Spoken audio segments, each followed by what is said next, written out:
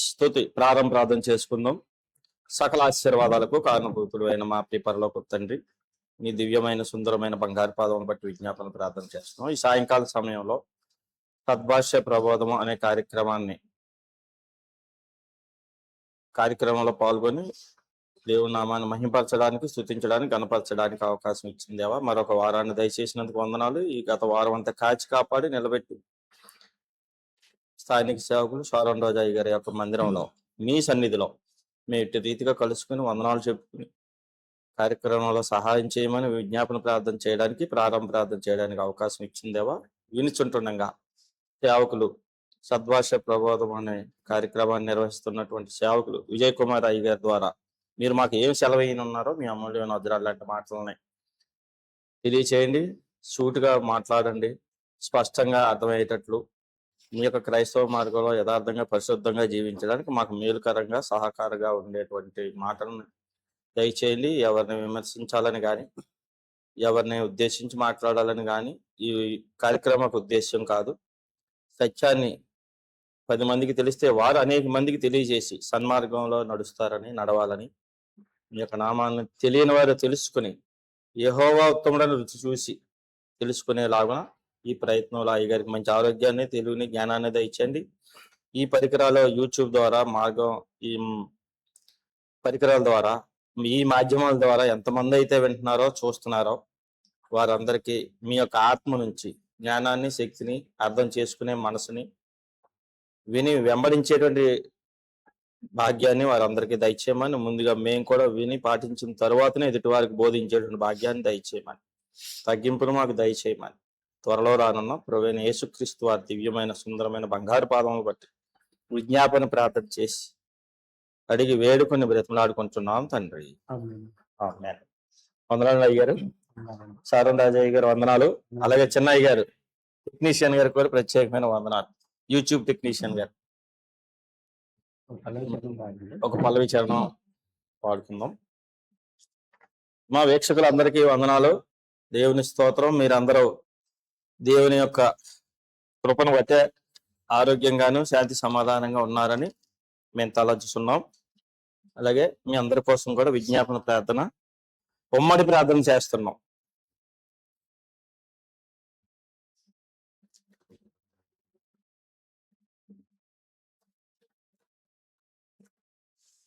నిత్యము స్తుతించిన నీ రుణము తీర్చలేను, సమస్తము నీకిచ్చిన నీ త్యాగము మరువలేను.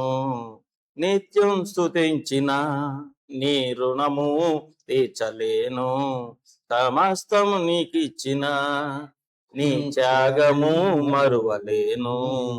రాజా రాజా రాజా రాజాదిరాజువు నీవు, దేవా దేవా దేవా దేవాతి దేవుడవు. రాజా రాజా రాజా రాజాదిరాజువు నీవు, దేవా దేవా దేవా దేవాతి దేవుడవు. నిత్యం స్తుతించిన నీ రుణము తీర్చలేను, సమస్తము నీకిచ్చిన నీ త్యాగము మరువలేను. అద్వితీయ దేవుడా, ఆది అంతములై ఉన్నవాడా, అద్వితీయ దేవుడా, ఆది అంతములై ఉన్నవాడా, అంగలార్పును నాట్యముగా మార్చివేసిన మా ప్రభు, అంగలార్పును నాట్యముగా మార్చివేసిన మా ప్రభు. రాజా రాజా రాజా రాజాదిరాజువు నీవు, దేవా దేవా దేవా దేవాతి దేవుడవు.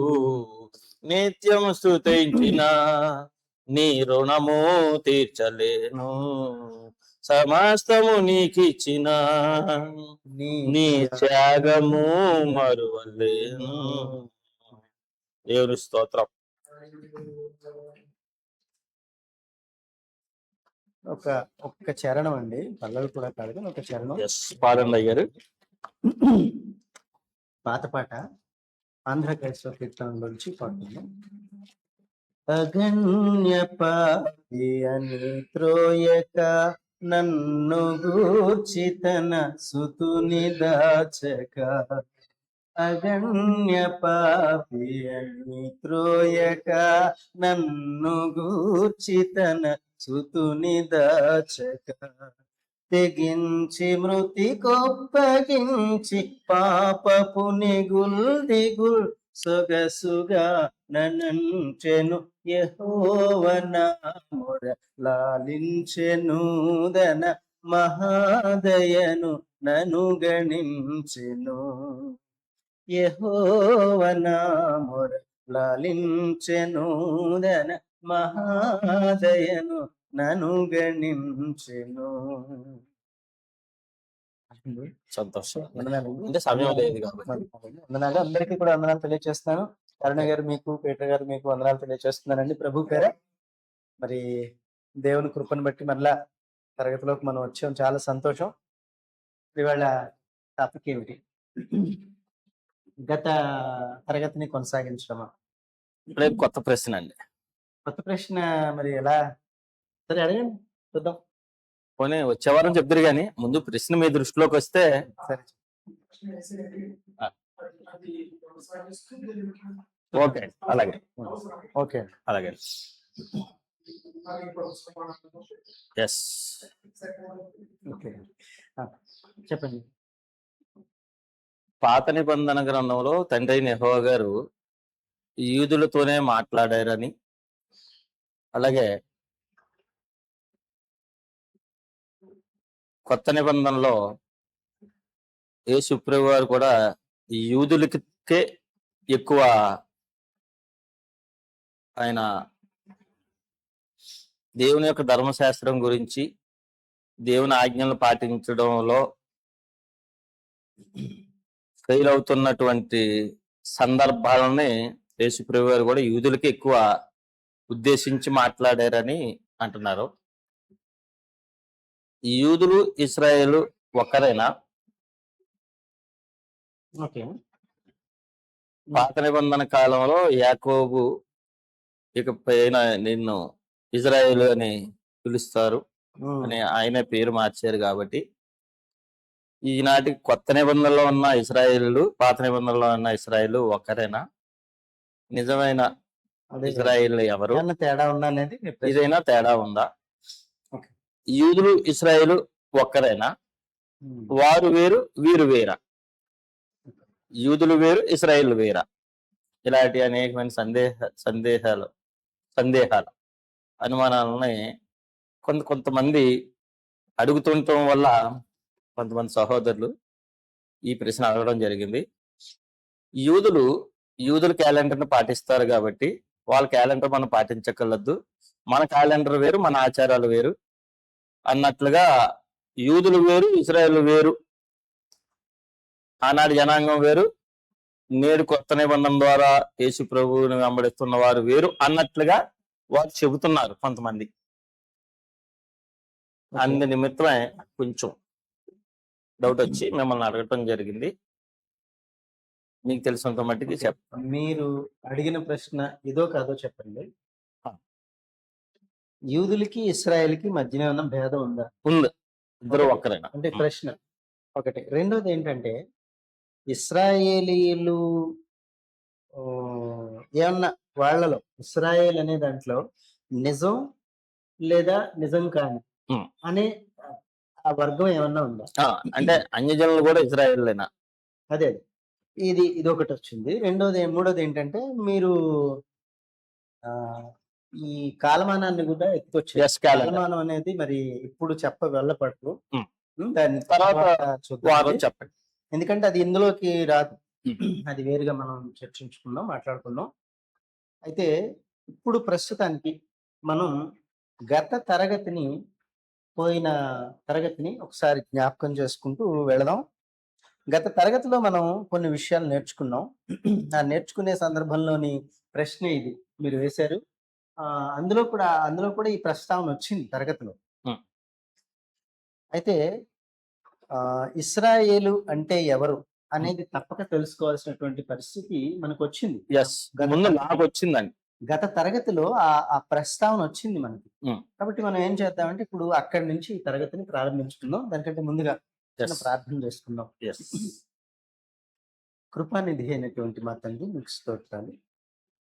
ప్రభు, మీ అమూల్యమైనటువంటి అనుగ్రహాన్ని బట్టి మరలా ఇలా మీ పాద సాన్నిధ్యంలోకి రావటానికి మీరు కృప చూపారు. స్తోత్రం. నాథ, ఎప్పుడు కూడా మా హృదయాన్ని మాత్రమే కాకుండా సర్వ శరీరముతో కూడా సర్వాంగ హోమముగా మీకు మమ్మల్ని సమర్పించుకుని ప్రభు మీ పాదాల దగ్గర మా జీవితాన్ని పణంగా దారపోసి ప్రభు మీ నుంచి నేర్చుకునే ధన్యత ప్రసాదించమని ప్రభు మీరు మాతో మాట్లాడమని మీ ఆత్మ చేతను మీ వాక్యం చేతను మమ్మల్ని నింపుమని ప్రభు మేము కేవలం ఒక సామాన్యమైనటువంటి మనుష్యులమే తప్ప సాధారణ వ్యక్తులమే తప్ప మాలో ఏ విధమైనటువంటి ప్రత్యేకతలు లేవు. అయినప్పటికీ కూడా ప్రభు మీరు మాతో మాట్లాడతారన్న ఆశతో ఒక నిరీక్షణతో మీ సన్నిధికి చేరాము. దయతో మమ్మల్ని జ్ఞాపకం చేసుకొని మీ సన్నిధిని తోడుగా ఉంచి మీ ఆత్మనిచ్చి సత్యమందు స్థాపన చేయమని సత్యములో ప్రభు మమ్మల్ని తృప్తిపరచుకొని సత్య స్థాపనలో కొనసాగుటకు సహాయం చేయమని అందుకు కావలసిన మీ ఆత్మను వాక్కులిచ్చి నడిపించమని మహిమ పొందడం మీ సన్నిధి కాంతిని తోడుగా ఉంచు. మీ ప్రియకుమారుడు మా రక్షకుడైన క్రీస్తు ప్రభువారి శ్రేష్ఠ నామంలో బ్రతిమాలి వేడుకుంటున్నాం. ఆమేన్. Amen. మరొకసారి అందరికీ కూడా నా వందనాలు తెలియజేస్తున్నానండి.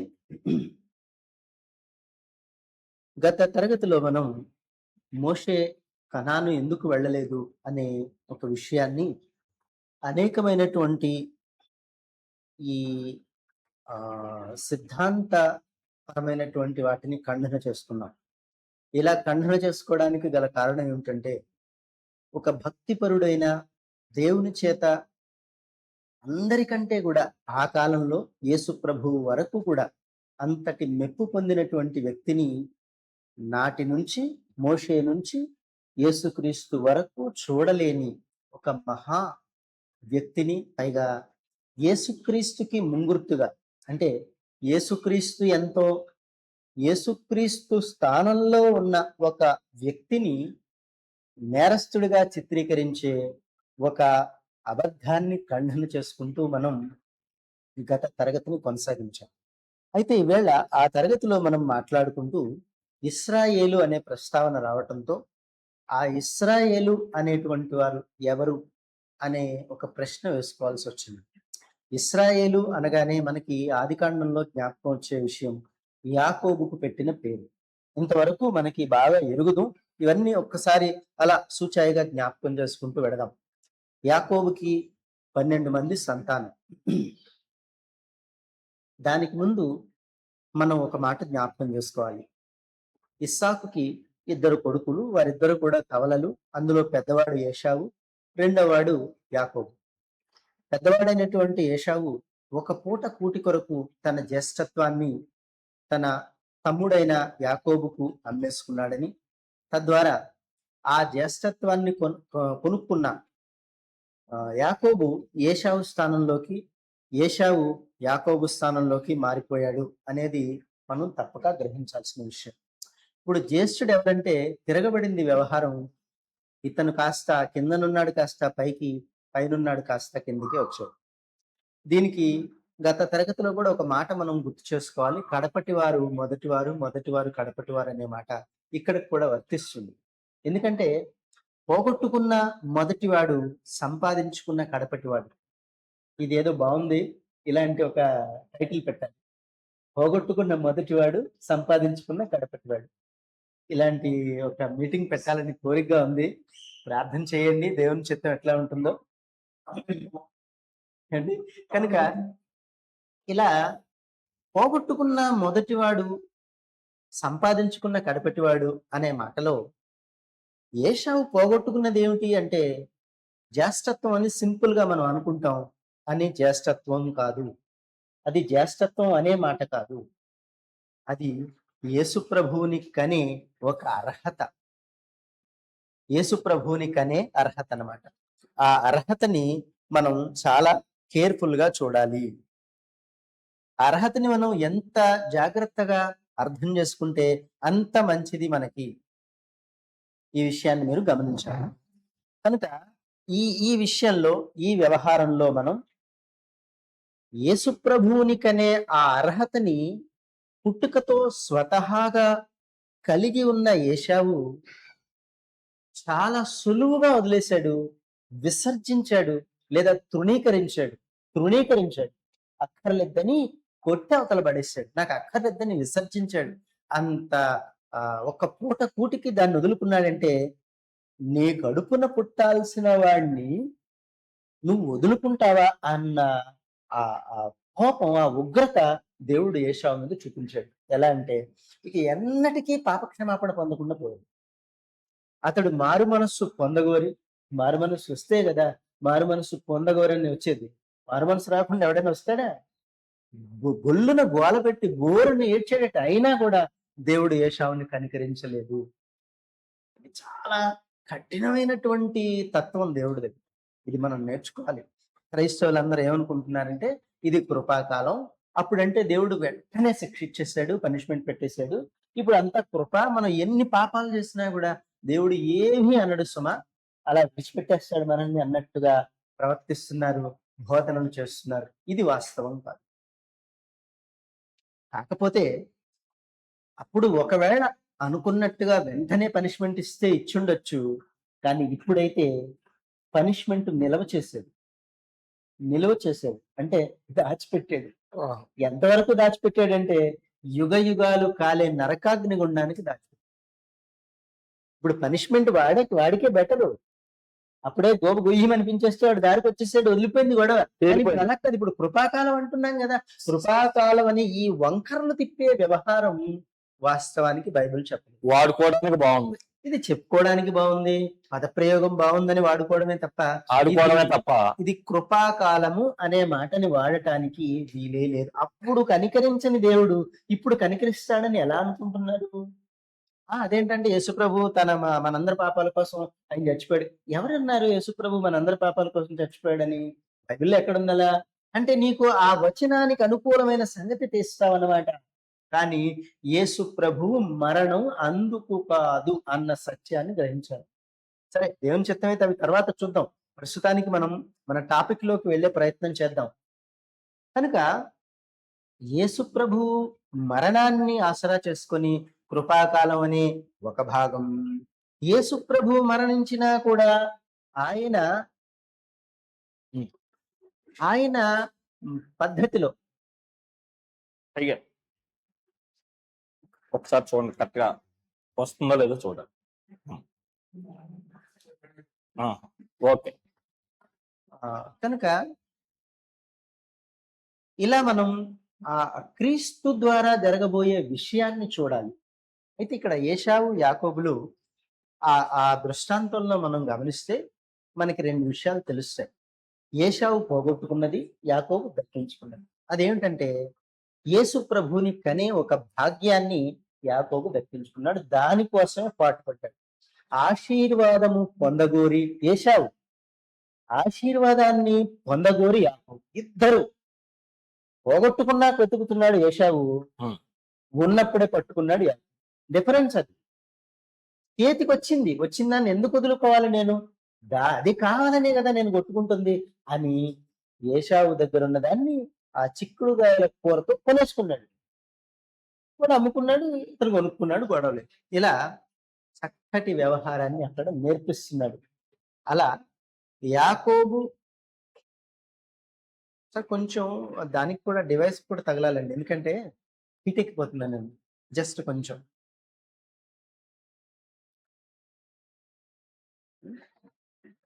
చిన్నది, కొంచెం ఇలా ఇలా టర్న్ చేసింది పర్లేదు, ఇలా టర్న్ చేసింది పర్లేదు, ఏం పర్వాలేదు. థ్యాంక్ యూ అండి, థ్యాంక్ యూ అండి, చాలా థ్యాంక్స్. కనుక ఇక్కడ ఆ వ్యవహారంలో మనం నేర్చుకోవాల్సింది ఏమిటంటే, దాదాపుగా దేవుని భక్తి ఏమిటి అన్నది అక్కడ ఇద్దరు వ్యక్తుల మధ్య నేర్పిస్తూ, దేవుని వ్యవహారం, దేవుని వ్యవహార శైలి ఎలా ఉంటుందో నేర్పిస్తూ అక్కడ ఇద్దరిని ఉదాహరణ చూపించాడు. ఆ చూపించిన దాంట్లో యాకోబు పొందుకున్న ఆశీర్వాదం ఎలా అతనికి అతని తరువాత తరానికి ఎలా దక్కుతుందో నేర్పించాడు. అప్పుడు యాకోబు అలా వెళ్ళిపోతున్నాడు. లాబాను దగ్గరికి వెళ్తున్నాడు. ఆ పిల్లల్ని కన్నాడు, పెళ్లి చేసుకున్నాడు, పిల్లల్ని కన్నాడు, 12 మంది సంతానాన్ని కన్నాడు. అన్న తర్వాత తిరిగి వెనక్కి వచ్చాడు. తన స్వంత ప్రాంతానికి, స్వదేశానికి వచ్చాడు. స్వదేశానికి వచ్చిన తర్వాత యాకోబు మొత్తం మందల్ని, పిల్లల్ని, తన భార్యల్ని అందరినీ కూడా ముందు పంపేసి ఇతనొక్కడు మిగిలిపోయాడు. మిగిలిపోయినప్పుడు ఆ రాత్రి యాకోబు దేవునితో పెనుగులాడని అని మనకి కనిపిస్తుంది. ఇక్కడ పెనుగులాడెను అన్నప్పుడు ఎవరితో పెనుగులాడాడంటే దేవునితోనే అక్కడ రాసింది. కానీ అదే యాకోబు పెనుగులాడింది దేవుని దూతతో అని బైబిల్లో రాసింది. అది చూపించినట్టున్నాను గతంలో మీకు. అంటే దేవునితో పెనుగులాడనను ఉంది, దోతలతో పెనుగులాడనను ఉందండి. అండి అలా ఆది కాండంలో చెప్పిన విషయం యాకోబు పెనుగులాడింది దేవునితో కాదు, దేవుని దూతతో పెనుగులాడాడని చెప్పాడు. ఆది కాండంలో ఆది కాండంలో దేవునితో పెనుగులాడాడని ఉంది. దేవునితో పెనుగులాడాడన్న విషయానికి వాస్తవం ఏమిటంటే 2 రకాలుగా మార్చి రాయలేదు అక్కడ. మనం అర్థం చేసుకోవడంలో పొరపాటు ఉంది. యాకోబు మగసిరి గలవాడే దేవునితో దేవుని దూతతో పోరాడని అని ఉంటుంది. దేవుని దూతతో పోరాడాడు. అది ఎంతవరకు పోరాటం అంటే తెల్లవార్లు పోరాడుతూనే ఉన్నాడు. ఒక తెల్లారేంత వరకు కూడా ఒక నరుడు అతన్ని గెలవలేకపోవడం చూశాడు. నరుడు చేతిలో ఓడిపోవడం చూస్తున్నాడు. అంటే ఇంతకు ఓడిపోవడం ఏమిటి? దేవుని దూత ఓడిపోతాడా?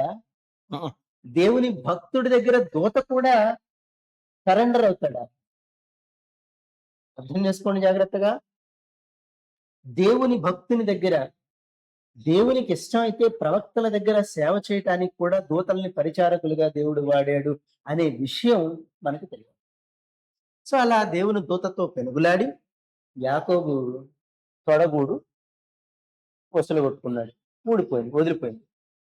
వదిలిపోయిన తర్వాత ఇప్పుడు నీ పేరేంటి అని అడుగుతున్నాడు. ఎవరిని? ఆ దూతని అడుగుతున్నాడు. ఆ దూత చెప్తున్నాడు, నా పేరుతో నీకు పనేంటి అన్నాడు. అంటే అని చెప్పి అప్పుడు యాకోబుని ఆశీర్వదించాడు. ఏమని ఆశీర్వదించాడంటే, ఇక మీదట నీ పేరు యాకోబు కాదు, ఇశ్రాయేలు. ఇశ్రాయేలు అంటే అర్థం ఏంటంటే దేవునితో పెనుగులాడేవాడు, లేక దేవునితో పోరాడేవాడని అర్థం. ఇశ్రాయేల్ అంటే దేవుడు, ఈశ్రా అంటే పెనుగులాడుట లేక పోరాడుట అని అర్థం. ఇప్పుడు ఇంతకీ యాకోబు గారి పేరు ఇశ్రాయేల్ గా మార్చింది దేవుడు కాదు, దేవుని దూత మార్చింది. ఇప్పుడు ఎవరి ఆజ్ఞతో మార్చారు అన్నది మనం ఇప్పుడు గ్రహించాలి. ఎవరి విషయం అది, వ్యవహారం ఎవరిది, చేస్తున్నది ఎవరన్నది ఇక్కడ ముఖ్యం కాదు. ఇప్పుడు కలెక్టర్ గారు పంపించారు బంట్రోతుని, పని ఎవరిది? కలెక్టర్ గారిది. ఇప్పుడు అదే చూడాలి మనం. ఆయన వదిలి బంట్రోతుని చూస్తానంటే కుదరదు. ఇక్కడ కలెక్టర్ గారు పరలోకం విడిచిపెట్టి రారు. ఆయన ఎప్పుడు భూమి మీద అడుగు పెట్టలేదు, పెట్టాడని మాత్రం అనుకోవచ్చు. దేవుడు ఎప్పుడు భూమి మీద అడుగు పెట్టలేదు. ఓకే, ఎప్పుడు దేవుడు తన దూతను పంపించాడు, తన కుమారుని పంపించాడు, వారి ద్వారా మాట్లాడాడు. మన యాజకులను కూడా పంపించాడు. అదే అందులో భాగమే. ఏం చేసినా దూత ద్వారా, యాజకుడి ద్వారా, కుమారుడి ద్వారా, దూత ద్వారా యాజకుడికి రావటం. యాజకుల్ని పంపలేదు, యాజకులు ఇక్కడే ఉన్నారు. పైనుంచి వచ్చిన వాళ్ళు వీళ్ళిద్దరే. యాజకులకి పని అప్పగించాడు మాట ద్వారా.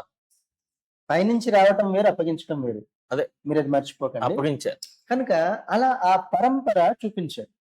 అలా దేవుని దూతతో పోరాడి ఇశ్రాయేల్ అనే పేరు సంపాదించుకున్నాడు. సో యాకోబు పేరు అక్కడి నుంచి ఏమైందంటే ఇశ్రాయేలు. చాలా చోట్ల మనకి బైబిల్లో ఓ ఇశ్రాయేలు వినుము అన్నాడు. అంటే ఏమిటి అర్థం? ఓ ఇశ్రాయేలు అంటే యాకోబునే, యాకోబు సంతానాన్ని అంటున్నాడు, యాకోబు పిల్లల్ని అంటున్నాడు, ఒక జనాంగాన్ని గుర్తు పెట్టుకుని అంటున్నాడు, ఒక జనాంగాన్ని మనసులో పెట్టుకుని అంటున్నాడు. ఇది ఏశావు యాకోబులు పుట్టుకలోనే ఈ సంగతి ఉంది. అమ్మా నీకెందుకే ఆ గోల, నువ్వు ఏడవకు, నేను చూసుకుంటా నా సంగతి ఏమిటో అని చెప్పి రెబ్కాతో దేవుడు అంటాడు, ఒక జనము కంటే ఒక జనము హెచ్చింపబడు, ఒక జనపదము కంటే వేరొక జనపదము బలిష్ఠంగా. వర్ధిల్లుతుంది, బలిష్టంగా ఉంటుంది అని చెప్తూ పెద్దవాడు చిన్నవాడికి దాసుడు. Yes. వీళ్ళిద్దరు ఇద్దరు కొడుకులే గానమ్మా, రెండు జనపదాలని చెప్పాడు. రెండు జనపదాలు. ఇది చాలా కీనోట్. ఇది ఆది కాండంలో ఏశావు యాకోబుల దగ్గర ఒక కీనోట్, ముఖ్యమైన విషయం. వాళ్ళిద్దరూ పిల్లలే గాని నీ కడుపును పుడుతున్నారు గాని వాళ్ళిద్దరూ రెండు జనాలు, రెండు జనపదాలు, రెండు జాతులు అని చెప్తున్నాడు, లేక రెండు గ్రూప్స్ అని చెప్తున్నాడు. ఒక గ్రూపు ఎప్పుడూ ఆశీర్వదించబడుతుంది, ఒక గ్రూపు ఎప్పటికీ ఆశీర్వాదానికి నోచుకోదు అని చెప్పటానికి అది విషయం. ఓకేనండి. ఓకే అండి. ఇలా ఇశ్రాయేలు అని పేరు పెట్టబడినటువంటి ఈ ప్రజ, ఈ తెగ మోషే దగ్గరకు వచ్చాక, Hmm. అంటే యాకోబు తర్వాత యోసేపు, యోసేపు తర్వాత ఐగుప్తులో 400 సంవత్సరాలు దాస్యంలో ఉన్నారు. 400 సంవత్సరాలు దాస్యంలో ఉన్న తర్వాత 430వ సంవత్సరంలో ఆ దినమందే యెహోవా సేనలన్నీ ఐగుప్తులోంచి బయలుదేరాయని చెప్పారు. ఓకేనా. ఇదంతా మనకంతా తెలిసిన విషయం. ఇక అక్కడి నుంచి ఏమంటున్నాడంటే, ఇశ్రాయేలీయులారా, ఇశ్రాయేలు, యాకోబు లేడు కదా, అప్పటికి చచ్చిపోయాడు కదా. చచ్చిపోయిన యాకోబునన్నా ఇశ్రాయేలు అన్నా అప్పుడు ఏమవుతుంది? ఆయన వారసులు, ఆయన సంతతే కదా. ఆ గ్రూప్ ఆఫ్ పీపుల్ ని అంటున్నాడు. Yes. ఇప్పుడు ఈ గ్రూప్ ఆఫ్ పీపుల్ ని మనం ఎలా చూస్తున్నాం? ఇప్పుడు మోషే అన్నాడు, ఓ ఇశ్రాయేలు వినుము, మన దేవుడైన యెహోవా అద్వితీయ యెహోవా. ద్వితీయోపదేశకాండం 6:4 చెప్పాడు. కరెక్టే కదండి. 6:4. ఓ ఇశ్రాయేలు వినుము, మన దేవుడైన యెహోవా అద్వితీయ యెహోవా అని చెప్పాడు. ఇదే మాట యేసు ప్రభు కూడా చెప్పాడు. ఓ ఇశ్రాయేలు వినుము, ఓ ఇశ్రాయేలు వినుము, మన దేవుడైన ప్రభు అద్వితీయ ప్రభు అని చెప్పాడు. అక్కడ ప్రభు అనే మాట పెద్ద అక్షరాలతో ఉంటుంది. ఎస్. ద్వితీయోపదేశకాండం 6:4 ఇజ్రాయేలు వినుము, మన దేవుడైన యెహోవా అద్వితీయుడగు యెహోవా. ఓకే. కనుక అద్వితీయుడైన యెహోవా, అద్వితీయుడంటే ఇంకొకరు లేరని అర్థం. ద్వితీయుడు. ఇశ్రాయేలు వినుము అంటే, ఇశ్రాయేలు వినుము అంటే అర్థం ఏమిటి? యాకోబు అండ్ సన్స్. యాకోబు లేడు కాబట్టి వారు, యాకోబు లేడు అక్కడ, యాకోబుతో పని లేదు. ఆ. కానీ అతని సంతానానికి చెప్తున్నాడు, ఎస్, మన దేవుడైన యెహోవా అంటే తనను కూడా కలుపుకుంటూ మన దేవుడైన యెహోవా అద్వితీయ యెహోవా అని చెప్పాడు. అయితే ద్వితీయోపదేశకాండం 18:18లో మోషే ఏం చెప్పాడంటే, మనకు బాగా నోటెడ్ వచనం అవి ఉండాలి. ఇది బాగా నోటెడ్ ఏమిటంటే, ఇశ్రాయేలు మోషే చెప్తున్నాడు, మీ సహోదరుల్లోంచి, చూడండి చాలా బాగుంటుంది, 18:18 వారి సహోదరుల్లో నుండి మోషే చెప్తున్నాడు. మోషే ద్వారా దేవుడు చెప్తున్నమాట. అక్కడ చిన్న గీత కూడా ఉంటుంది, వారి సహోదరుల్లో చిన్న నుండి గీత కూడా ఉంటుంది. నీ వంటి ఉమ్, వారి కొరకు పుట్టించదను, ఉమ్, అతని నోట నా మాటలో ఉంచుదును, నేను అతనికి ఆజ్ఞాపించినది యావత్తును అతను నేను నీ వంటి వారి సహోదరుల్లో నుంచి నీ వంటి ఒక ప్రవక్తను వారి కొరకు పుట్టిస్తాను. Yes. ఎవరి వంటి? నీ వంటి. నీ అంటే ఎవరిక్కడ? మోషే వంటి ప్రవక్తను పుట్టిస్తానని చెప్పాడు. మోషే వంటి మోడల్ చూపిస్తున్నాడు, మోషేని మోడల్ చూపిస్తున్నాడు. ఓకే, ఉదాహరణ చూపిస్తున్నాడు మోషేని. నీలాంటి ప్రవక్తను, మోషే లాంటి ప్రవక్తను. మోషే ఏం చేశాడు?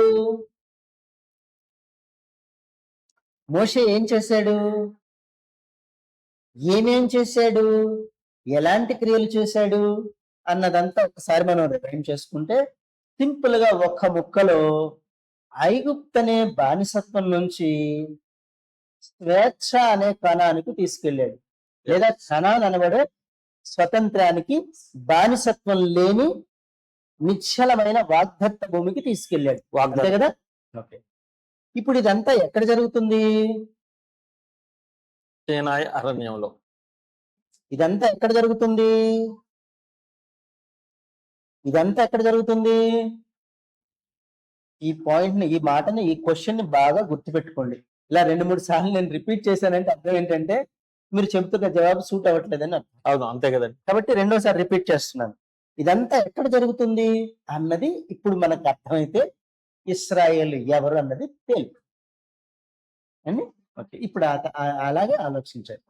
ఇప్పుడు ముందుగా మనం ఒక వాక్య భాగాన్ని చూద్దాం.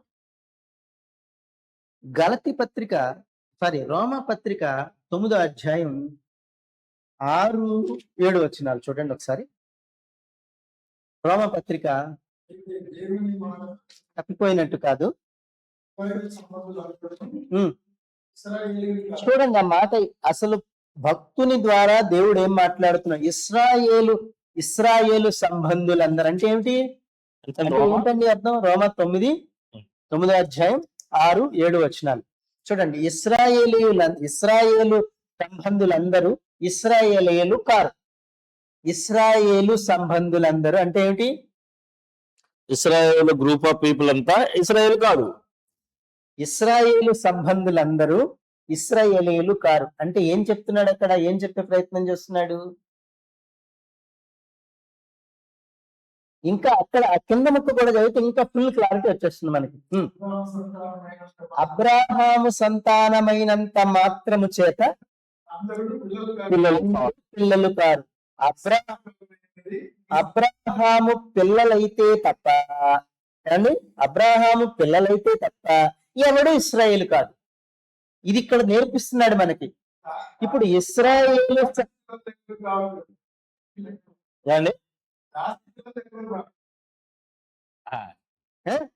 ఈ లెక్కలో ఇస్రాయేలీల కడుపున అంటే ఇస్రాయేల్ అనే యాకోబు కడుపున పుట్టినవాడు గాని, లేదు అబ్రహాము కడుపున శరీర సంబంధంగా పుట్టినవాడు గాని ఎవడైనా కూడా ఏం కాదు, ఇస్రాయేల్. అబ్రహాము సంతానమైనంత మాత్రము చేత ఎవడును ఇస్రాయేలు. ఎంత మాట అన్నాడు చూడండి అక్కడ. ఆ మాటకి మరి ఇస్రాయేలీలు అందరూ ఊరుకుంటారా? అంటే ఇప్పుడు నేను ఊరుకుంటారు అసలు? అడిగిన ప్రశ్న కరెక్టేనండి అయ్యారు. మీరు అడిగింది కరెక్టేనండి. మీరు మీ నోట్లోంచి ఎందుకు వచ్చిందో కానీ మొత్తం మీద మొత్తం మ్యాగజైన్స్ ఎంత మంది ఉంటే అంతమంది మ్యాగజైన్స్ కూడా పౌలు గారి బాడీలో దిగిపోతాయి అనమాట. అంత ఖర్చు వచ్చేస్తుంది. యేసు ప్రభు దగ్గర ఏంటిది యోహాను సువార్త 8వ అధ్యాయం 50-58 ఆ ప్రాంతాల్లో మనకు కనిపిస్తుంది. ఏంటి నువ్వు అంత ముసలోడవా నువ్వు అని అడుగుతాడు. అప్పటి నుంచి ఉన్నా, అవును నేను అబ్రహాము పుట్టక ముందే ఉన్నాను అని చెప్పాడు. నేను అబ్రహాం పుట్టక ముందే ఉన్నాను అన్నాడు. నీకు ఇంకా 50 సంవత్సరాలు కూడా లేవు, నువ్వు అప్పుడే పుట్టిసావా, అప్పుడే ఉన్నావా అని మనలాగా పాపం ఏదో కోడిగుడ్డు మీద వెంట్రుకలు దొరుకుతాయని భూతత్వంతో వెతుకుతున్నారట. వెతుకుతూ ఉంటే ఏమండి కనబడిందా? అయ్యా యోహాను సువార్త 8:53 అండి. 8:53 అక్కడే ఉంటుంది. మన తండ్రి అయిన అబ్రహాం చనిపోయాను కదా, నీవు అతని కంటే గొప్పవాడవా? ప్రవక్తలను చనిపోయిరి, నిన్ను నీవెవడవు అని చెప్పుకొనుచున్నావని ఆయన అడిగిరి. అందుకు యేసు, నన్ను నేనే మహిమపరుచుకునే ఎడల నా మహిమ వచ్చింది. కాంటెక్స్ట్ అదే, కాంటెక్స్ట్ అంతే అదే. మీరు జాగ్రత్త చదువుకోండి. అయితే సింపుల్ గా చెప్పేసుకుందాం. ఇప్పుడు మళ్ళీ టైం తీసుకుంటాం కనుక అప్పుడు యేసుప్రభు ఏమన్నాడంటే అబ్రహాము పుట్టక ముందే ఉన్నానన్నాడు. అంటే అదా అని ఎగురుతూ ఉంటే యేసుప్రభు ఏమన్నాడంటే, మీరు అబ్రహాము సంతానం అని చెప్పుకుంటున్నారు కదా, కానీ అబ్రహాము మీరు చేసినట్టు చేయలేదు. అబ్రహాము చేసినట్టు లేక అబ్రహాము ప్రవర్తించినట్టు మీరు ప్రవర్తించలేదు. అబ్రహాము అట్లు చెయ్యలేదు అంటే కొంపతీసి అట్లు అనుకున్నారు, అలా చెయ్యలేదు అని చెప్తున్నాడు. ఎవరన్నట వెనకటికి సరదాగా చెప్పారో మరి నిజమో తెలియదు కానీ, నోవహ అట్లు చేసినంటే మీరు కూడా ఇంటికి వెళ్ళి అట్లు చేసుకోండి అన్నట్టుగా కాదు వ్యవహారం. అంతటి మేళ అబ్రహాము అట్లు చేయలేదు అంటే ఎట్లు చేయలేదు? మీరు చేస్తున్నట్టుగా అబ్రహాము చేయలేదు.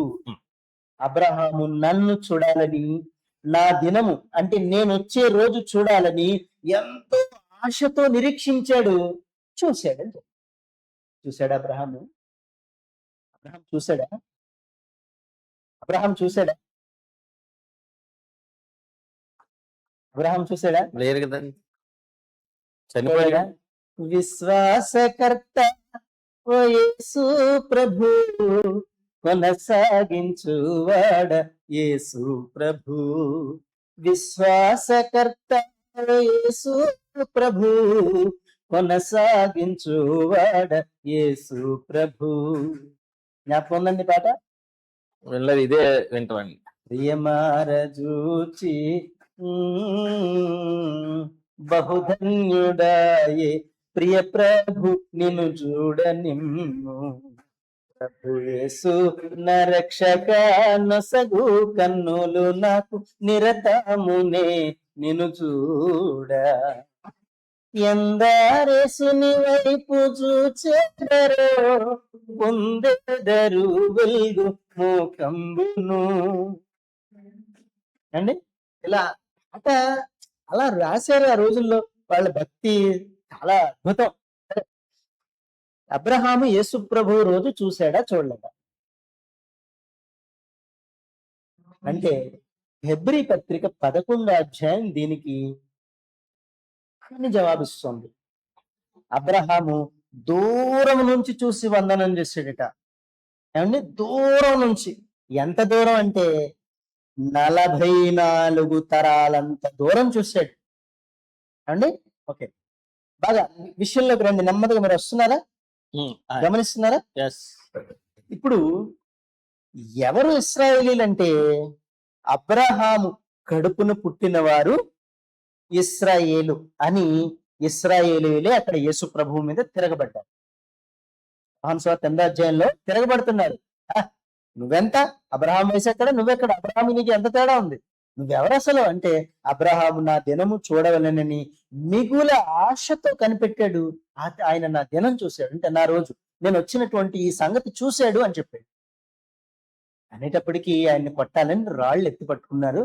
పట్టుకుంటే యేసు ప్రభు దాగి తప్పించుకున్నాడు. ఓకే, ఇదంతా బాగా అర్థమైంది కదండి. యేసు ప్రభువుని అబ్రహాము చూశాడా చూడలేదా అంటే హెబ్రీ పత్రిక చెప్పిన సమాధానం చూశాడు అంటుంది. ఎలా చూశాడు? ఎలా చూశాడు? ఎలా చూశాడు?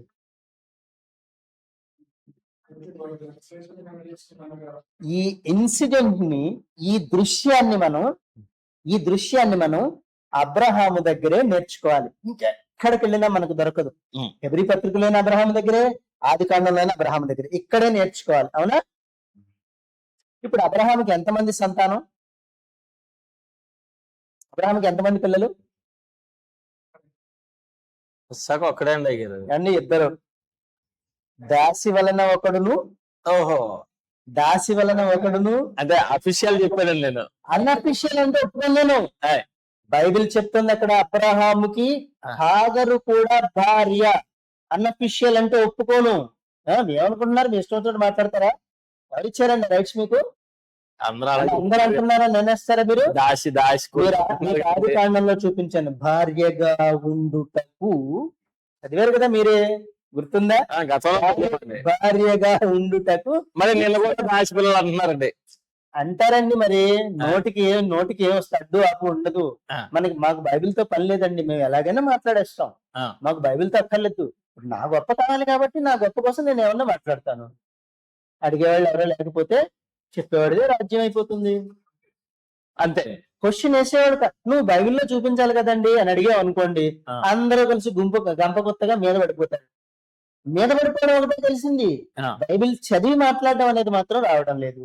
ఇక్కడ అబ్రహాముకి శారా నాకు పిల్లలు పుట్టట్లేదని దాసి అయిన హాగర్ని భార్యగా ఉండుటకు ఇచ్చెను. ఒకసారి అది చూడండి, అది కాండం 20వ అధ్యాయం అనుకుంటాను. అంటే నిన్న కూడా దాసి పిల్లలు అంటున్నారండి. అంటారండి. మీరు అది పట్టుకోకండి బాబు, మీకు పుణ్యం ఉంటుంది. ఆది కాండం 20వ అధ్యాయం మొదటి ముక్కల్లోనే ఉంటుంది. 16వ అధ్యాయం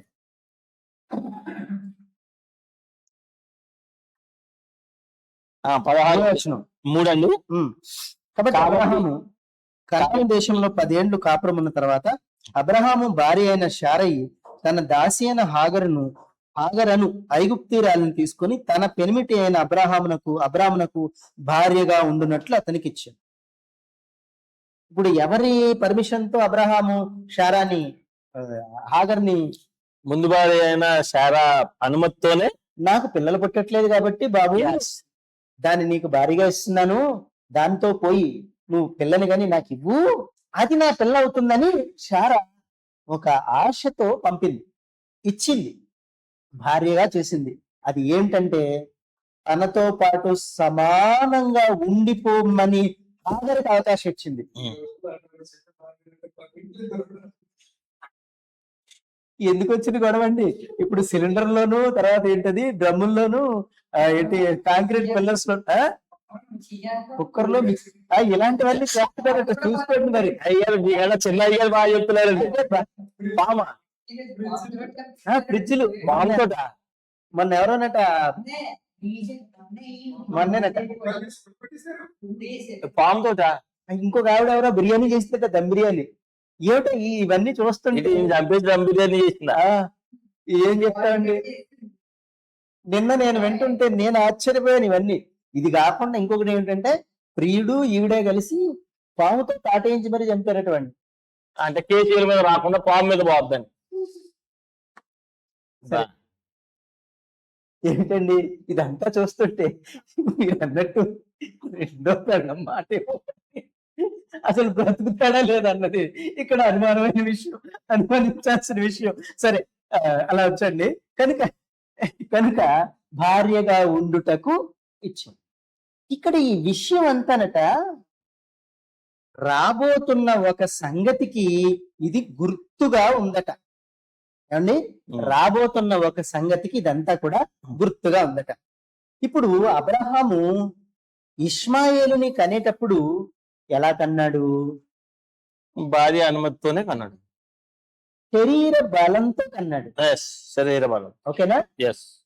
కానీ ఇస్సాకుని కన్నప్పుడు వాగ్దాన పుత్రుడు అంటారు. ఈ డిఫరెన్స్ ఉంది. ఇస్సాకు వాగ్దానం వల్ల పుట్టాడు, Yes. శరీర బలం వల్ల పుట్టలేదు, వాగ్దానాన్ని బట్టి పుట్టాడు. అంటే వాగ్దానం ఎంత ప్రియారిటీతో ఉందో చూడండి. వాగ్దానమును బట్టి ఇస్సాకు, అవునా?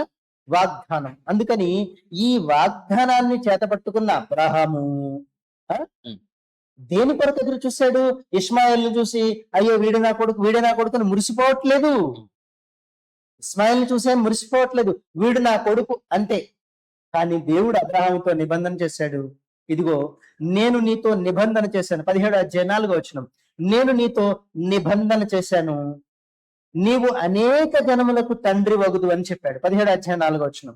అలాగే ఆదికాండం 15:5 నుంచి చూస్తే, మరియు ఆయన వెలుపలికి అతనికి తీసుకుని వచ్చి, నీవు ఆకాశం వైపు తేరి చూచి నక్షత్రములను లెక్కించు, నీకు చేతనైతే లెక్కించి చూపించు నాకు అన్నాడు. అంటే నీ సంతానము అలాగవునని చెప్పాడు. 17 ఎంతండి? 17:4, 15:5. అండి, ఇప్పుడు అబ్రహాము సంతానము ఎలా అవ్వాలి? ఇంకొక సందర్భంలో దేవుడు ఇసుక రేణువులు తీసుకొని ఇలా అయిపోద్ది నీ సంతానం అన్నాడు.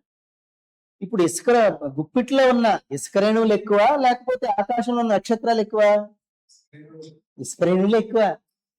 నీ సంతానం ఇలా అవుతుందని చెప్పాడు. 1 పైన, 2 క్రింద, 2 సంతానాలను చూపిస్తున్నాడు. ఇది చాలా పెద్ద విషయం అండి.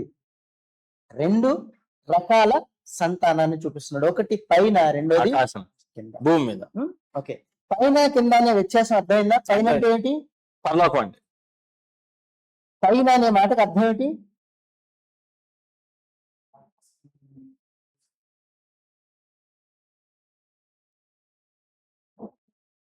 తెలీదు. సరే, పైన అంటే పరిపాలనకు సంబంధించింది, క్రింద అంటే పరిపాలించబడే గ్రూపుకి సంబంధించింది. ఇప్పుడు మీకు ఒక చిన్న గ్రామర్ టిప్ చెప్తాను. చిన్న గ్రామర్ టిప్. భూమిని స్త్రీలింగంతో పోలుస్తారు. స్త్రీలింగం భూమి, అర్థమైందా? భూమి ఏ భాషలోనైనా స్త్రీలింగమే. కానీ పైన ఏదున్నా కూడా, భూమికి పైన ఏదున్నా కూడా అది పుల్లింగంతోనే చెప్పాలి. చంద్రుడు, సూర్యుడు, నక్షత్రాలు లూలో ది ఉండదు, అన్ని డూలే, అన్ని డూలే. ఓకేనా? ఆకాశము డు, సూర్యుడు, చంద్రుడు. ఓకేనా? మేఘము డు, మేఘము డు పుల్లింగం, మేగుడు. అంటే మేఘుడే అదే. ఉమ్. మేఘము డు. ఓకేనా? మెరుపు డు, ప్రతిది డూనే, డు డు డు డు డు వస్తుంది. గాలి కూడా డూలే. ఓకేనా? మనం పదప్రయోగం చేసినప్పుడు గాలి చూసి ఎలా వీస్తుందన్నది క్రియ చెప్తున్నాం, కానీ గాలి వాయువు పుల్లింగ్. ఓకేనా? ఇలా ఎందుకు భూమిని స్త్రీలింగంతోనూ పైనున్న ఆకాశాన్ని పుల్లింగంతోనూ చెప్పారో చెప్తారా? తెలీదండి. ఇదే గ్రామర్ అండి, చిన్న టిప్ అన్నమాట. ఏదైతే పరిపాలించబడడం లేదా పోషించబడడం అనేది జరుగుతుందో, ఈ పోషణ దీనికి ఎవరి వలన అందుతుందో అది డు, ఆ పోషణ పుచ్చుకుంటుంది కాబట్టి ది. అర్థమైందండి? భూమి ఈ పంచభూతాల వల్ల, ఇందులో అది భూమి ఒక భూతం. ఒక భూతం అంటే ఏంటి? భూతం అంటే దెయ్యం కాదండి. దెయ్యం కాదు. పంచభూతాలంటే అవి గాలి, నీరు, వాయు, సోంశ అని చెప్పారు కదా, వాటిలో ఒక భూతం ఇది. ఇదొక హారకం, ఇదొక మూలకం. మూలకం అన్నమాట. భూతం అంటే మూలకం, ఇదొక మూలకం. ఈ మూలకం మిగిలిన వాటి వల్ల పోషించబడుతోంది. అందువల్ల ఇది స్త్రీలింగంతో చెప్పబడింది తప్ప భూమికి లింగం ఏమిటి నా బొంద? భూమికి ఆకాశానికి లింగాలు ఏమిటి? లింగం అంటే ఏమిటి ఇక్కడ అర్థం? డిఫరెన్స్ ఏమిటి?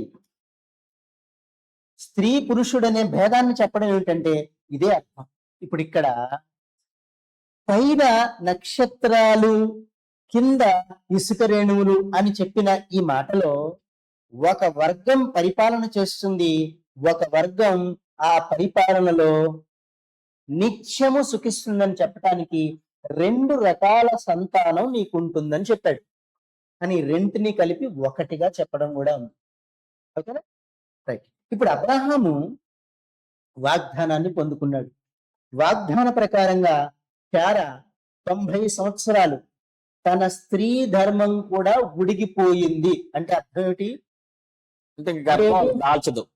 ఇక ఆవిడికి సహజమైనటువంటి ధర్మం, పిల్లల్ని కనే యోగ్యత పోయింది, అండి పిల్లల్ని కనే అవకాశం లేదు. అప్పుడు పుట్టాడట. ఎలా?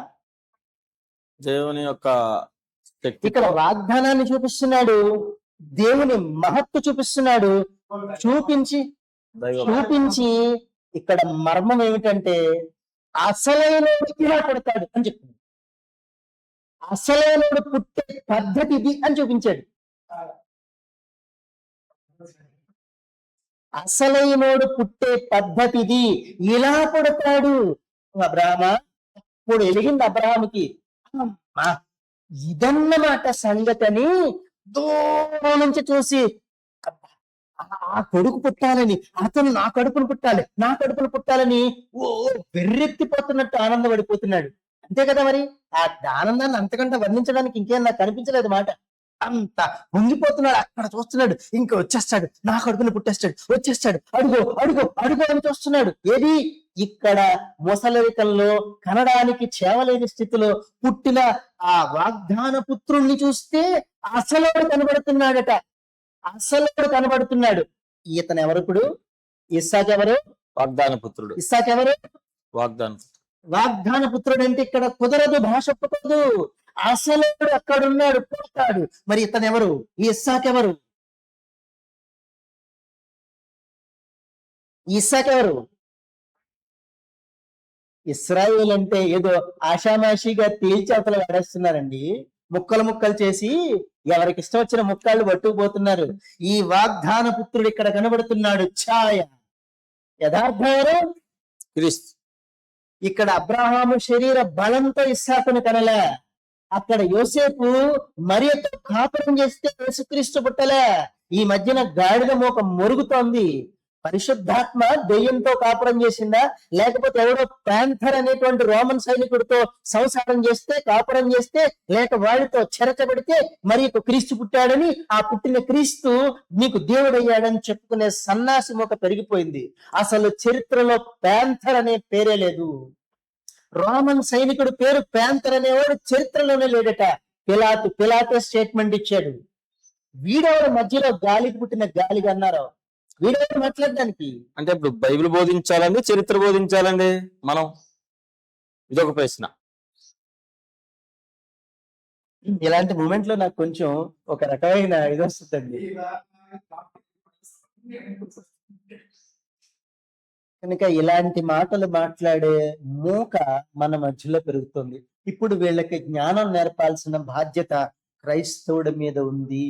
ఎస్, క్రైస్తవుడే నేర్పాలి. అందుకే మీరు లోకమునకు వెలుగై ఉన్నారు, ఉప్పై ఉన్నారు.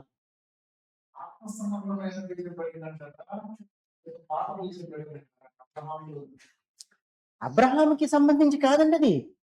అసలు అబ్రహాముతో అసలు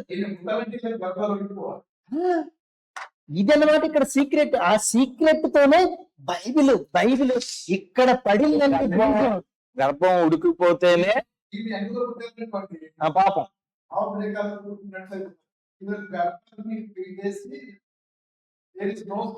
ఇక్కడ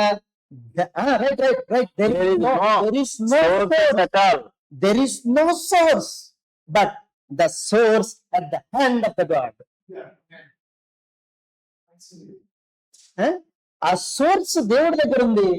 కనలేని దాంతో కనిపిస్తే ఎస్ సార్, ఓకేనా? అసలు పెళ్ళే లేని దాంతో, పురుష సంపర్కమే ఎరగని దాంతో కనిపిస్తే యేసుక్రీస్తు. అది బైబిల్ గొప్ప. ఎవరండి బైబిల్ నేర్పింది? నాకు అర్థం కాదు. ఎందుకు ఇలా బైబిల్ అపఖ్యాతి పాలు చేస్తున్నారు? ఇప్పుడు ఇస్సాకు ఎవరు? ఛాయ. దేనికి ఛాయ? రాబోతున్న క్రీస్తుకి ఛాయ. ఓకే, ఇప్పుడు రోమాపత్రిక 9వ అధ్యాయం 7వ వచనం చదువుదాం. అబ్రహాము సంతానమైనంత మాత్రము చేత అబ్రహామునకు పిల్లలు కారు.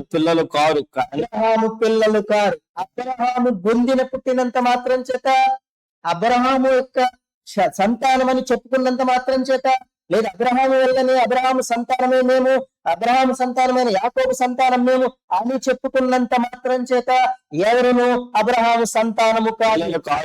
పిల్లలు కారు అంటున్నాడు. కారు గాని ఇస్సాకు ఇక్కడ చూడండి. కానీ ఆ కంజంక్షన్ ఎంత ముద్దుగా ఉందో. అబ్రహాము పిల్లలు కారు గాని ఇస్సాకు వలనైనది. అబ్రహాము బొమ్మిన పుట్టినంత మాత్రం చేత అబ్రహామునకు పిల్లలు కారు గాని ఇస్సాకు వలననైనది నీ సంతానమనబడును అని చెప్పాడు. అవునా? దేవుని స్తోత్రం. అబ్రహాము ఇస్సాకు వలననైనది నీ సంతానమనబడును అని చెప్పాను. అనగా శరీర సంబంధులైన వారందరూ పిల్లలు కారు గాని వాగ్దాన సంబంధులైన పిల్లలు సంతానమని ఎంచబడు. వాగ్దానమును బట్టి పుట్టే పిల్లలు కావాలి దేవునికి. ఎవడు పడితే వాడు ఇశ్రాయేలు కాడు. ఊరి మీద మంద పెరిగినట్టు పెరిగిన ప్రతివాడు ఇశ్రాయేలు కాడు. వాగ్దానమును బట్టి పుట్టాలి. వాగ్దానమును బట్టి ఇస్సాకు ఎలా పుట్టాడు? అచ్చం అలాగే వాగ్దానమును బట్టి పుట్టాలి. పుడితే వాడు అబ్రహాము సంతానము. ఆ పక్షమందు దేవునికి పిల్లలవుతారని చెప్పాడు ఈ రోమాపత్రికలో. అందుకే ముందు ఆ వచనంతోనే మనం ఆరంభించాం అండి. వాగ్దానమును బట్టి ఇస్సాకు వలననైనది నీ సంతానం అనబడు. ఇప్పుడు అబ్రహాము సంతానం ఎవరని తేలుతుంది?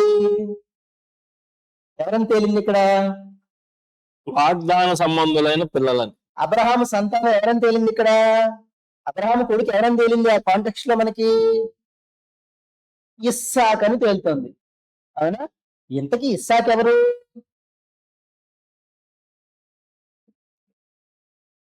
వాగ్దాన పుత్రుడు. అవునండి. క్రిటికల్ అంతా తగ్గొట్టేసుకోండి. ఆ క్రిటిసిజం ఏమొద్దు మనకి. మెలికలు గిలికలు ఏమొద్దు. వాగ్దాన పుత్రుడు ఎవరు? ఇస్సాకు. ఇస్సాక్ ఎవరు? వాగ్దాన పుత్రుడు. వాగ్దాన పుత్రుడు ఎవరంటే ఇస్సాక్ అనకండి. మరి నాకు ఇస్సాకు వాగ్దాన పుత్రుడు. అవును. వాగ్దాన పుత్రుడు ఎవరు? గలతీ పత్రిక 3వ అధ్యాయం 8వ వచనం చదువుదాం. గలతీ పత్రిక 3వ అధ్యాయం 8వ వచనం చదువుదాం.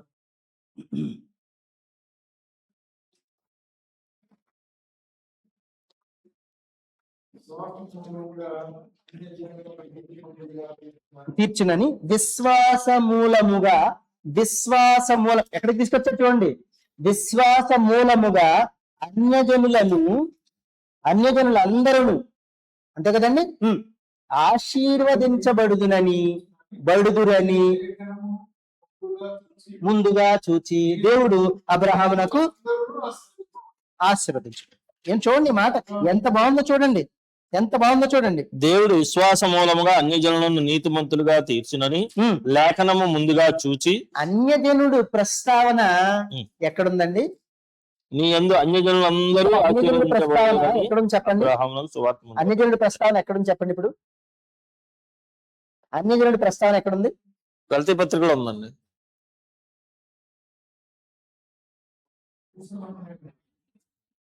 అబ్రహాము నాడే ఉంది. అవునవును. అంటే దేవుని సంకల్పంలో ఎవరున్నారు? అన్యజనులు ఉన్నారు. కానీ మార్కు సువార్తలో ఒక విషయాన్ని ఇక్కడ జ్ఞాపకం చేస్తాను చూడండి. మార్కు సువార్త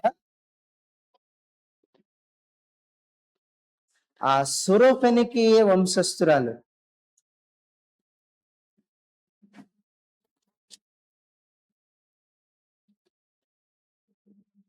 7వ అధ్యాయం 24వ వచనం నుంచి చూడండి.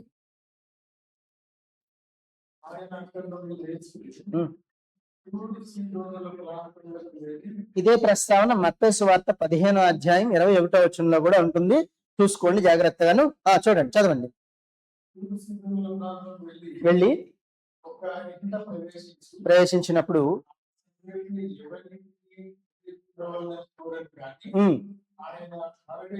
ఉండలేకపోయాను.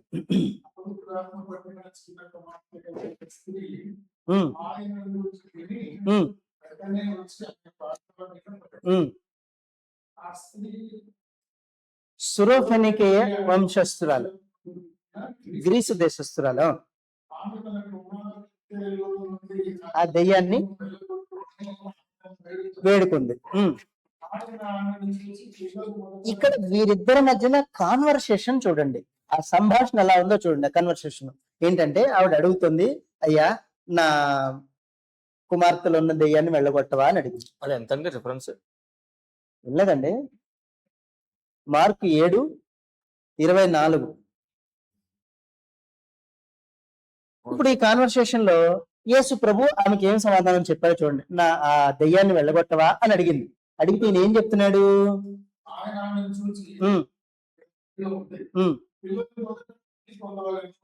మొదట తృప్తి పొందాలి. పిల్లలు మొదట తృప్తి పొందాలి. జస్ట్ మినిట్, ఇక్కడ ఒక చిన్న విషయం చెప్పాలి. ఈ వాక్య భాగాన్ని అడ్డు పెట్టుకొని ఇశ్రాయేలీలు కాని వాళ్ళందరూ కుక్కలతో పోల్చాడు యేసు ప్రభు. మీకేం సిగ్గు లేదా? బైబిల్ మతం పట్టుకొని నడుస్తున్నారు అని అడుగుతున్నారు. ఇప్పుడు ఏమంటారు చెప్పండి? ఈ కాంటెక్స్ట్ ప్రకారం కనిపిస్తుంది క్లియర్ గా. కుక్కలు అన్నాడు మిగతా వాళ్ళని. ఇశ్రాయేలు పిల్లలంటే ఇశ్రాయేలు జనాంగం కాకుండా ఇంకెవరైనా కూడా కుక్కలని పోల్చాడు యేసు ప్రభు. ఇప్పుడు ఏం చేయాలి ఈ మతాన్ని, ఈ విశ్వాసాన్ని ఏం చేయాలి? ఇస్రాయేలు కొట్టాలి వద్దా? అన్నవాడు పిలకట్టుకోవాలిగా. యేసు ప్రభు పిలకట్టుకోవాలి. అయితే కదండి, లోకంలో ఎవరైనా విమర్శించారనా మీరు చెప్పేది? ఇప్పుడు దాకా మీరు ఏమన్నారు? ఎక్కడ ఉన్నారు? ఎక్కడ ఆలోచిస్తున్నారు? ఇక్కడికి వచ్చేయండి, ఎక్కడికి వెళ్ళకండి. ఇక్కడ యేసు ప్రభు సురోఫెనిక వంశస్థురాల మధ్యన జరుగుతున్న కాన్వర్సేషన్ లో ఆవిడ వచ్చి, అయ్యా నా కుమార్తెలో ఉన్నటువంటి దెయ్యాన్ని వెళ్ళగొట్టవా అని అడిగింది. దానికి యేసు ప్రభు అన్నాడు, అమ్మా ఇదంతా ఎందుకు వచ్చింది కూడా? పిల్లలు మొదట తృప్తి పొందాలి. పిల్లలు తినే రొట్టె ముక్కను తీసి కుక్క పిల్లలకు వేయడం ధర్మమా అని అడిగాడు, న్యాయమా అని అడిగాడు. ఈ మాట అడగడంతో ఏమర్థం అవుతుంది? పిల్లలంటే ఇశ్రాయేలీలు నా పిల్లలు, నువ్వు కుక్కది అన్నాడు. మీరందరూ కుక్కలు అంటున్నాడు. మీకేం సిగ్గు అనిపించట్లేదా? ఈ మతం పట్టుకుని నడుస్తున్నారని అడుగుతున్నారు. నేనేది అదే, వారెవరు వాళ్ళు ఎవరన్నమాట పక్కన పెట్టండి, ఏరుకొండ సత్యబాబు గారు పక్కన పెట్టండి. కట్టుకోవాలిగా వీళ్ళు. ఇక్కడ అంటుంది యేసు ప్రభు, ఇక్కడ అంటుంది యేసు ప్రభు, ఇక్కడ యేసు ప్రభు చెప్పాడు అమ్మా కుక్క పిల్లలకి వేయడం ధర్మమా అని అడిగాడు. ఇప్పుడు యేసు ప్రభు అన్న మాటను పట్టుకొని ఎవరో అడుగుతాడు, అలా పక్కన పెట్టండి. ఎవడో అన్న మొక్క మీరు ఇందాక చెప్పట్లా, అది బా. వాడు పిల్ల కట్టుకోవాలిగా అంటున్నాను. ఓకే అండి. లోకులు కాకులు, ఆ లోకులు కాకులు కాదండి, బైబిల్ మీద రాళ్ళు వేయడానికి ఉన్న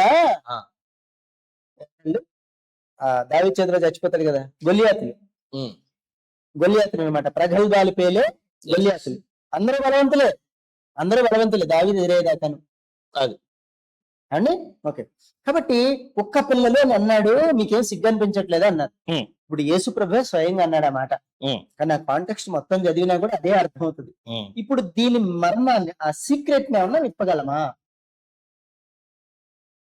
చూడండి ఆ సంభాషణ చూడండి. నిజమే నిజమే. ఇప్పుడు నిజమే అన్న మాటలో ఆవిడ యేసు ప్రభువుకి ఏం చెప్తుంది, యేసు ప్రభువుకి ఏం అర్థమైంది, ఈవిడికి ఏం అర్థమైంది, యేసు ప్రభువుకి ఏం అర్థమైంది. నిజమే. చూడండి ఎలా ఉంది, నిజమే నిజమే. మనం ఆలోచిద్దాం, నిజమే. ఆ కుక్క పిల్లలు కుక్క పిల్లలకి వేయడం నిజం కాదు, కరెక్ట్ కాదని నువ్వు అంటున్నావు, నిజమే. కానీ బల్ల కింద పడే మొక్కలను కూడా కుక్క పిల్లలు తింటాయి కదా అంది. ఏమిటో ఈ బల్ల, ఆ నిజం అనే మాటకు అర్థం ఏంటంటే, వాళ్ళిద్దరు సంభాషణలో ఇంకా కిందకు వస్తే ఏమన్నాడంటే, అందుకు ఆయన ఈ మాట చెప్పినందున వెళ్ళుము, నీ కుమార్తెను దెయ్యం వదిలి వెళ్ళిపోయిందని చెప్పాడు. ఈ కాంటెక్స్ట్ మత్తేలో చదివితే అమ్మా నీ విశ్వాసము గొప్పది అన్నాడు. ఇప్పుడు దేంతో చూడాలి ఈ కాంటెక్స్ట్ ని మనం? విశ్వాసం అనే కళ్ళజోడు వేసుకొని ఈ సురోపినీక వంశస్థురాల్ని చూడాలి, యేసు ప్రభువుని చూడాలి. ఇప్పుడు ఈవిడ అంటున్నది ఏమిటంటే, అవునయ్యా నిజమే రా, మన ఇద్దరం తేల్చుకున్నారా, కుక్కలెవరు, రొట్టె ముక్కలేంటి, అసలు కథేంటి రా చూసుకున్నారా అంది. అమ్మని తస్సదే గుర్తుపెట్టావా అని మురిసిపోయాడు యేసు ప్రభు.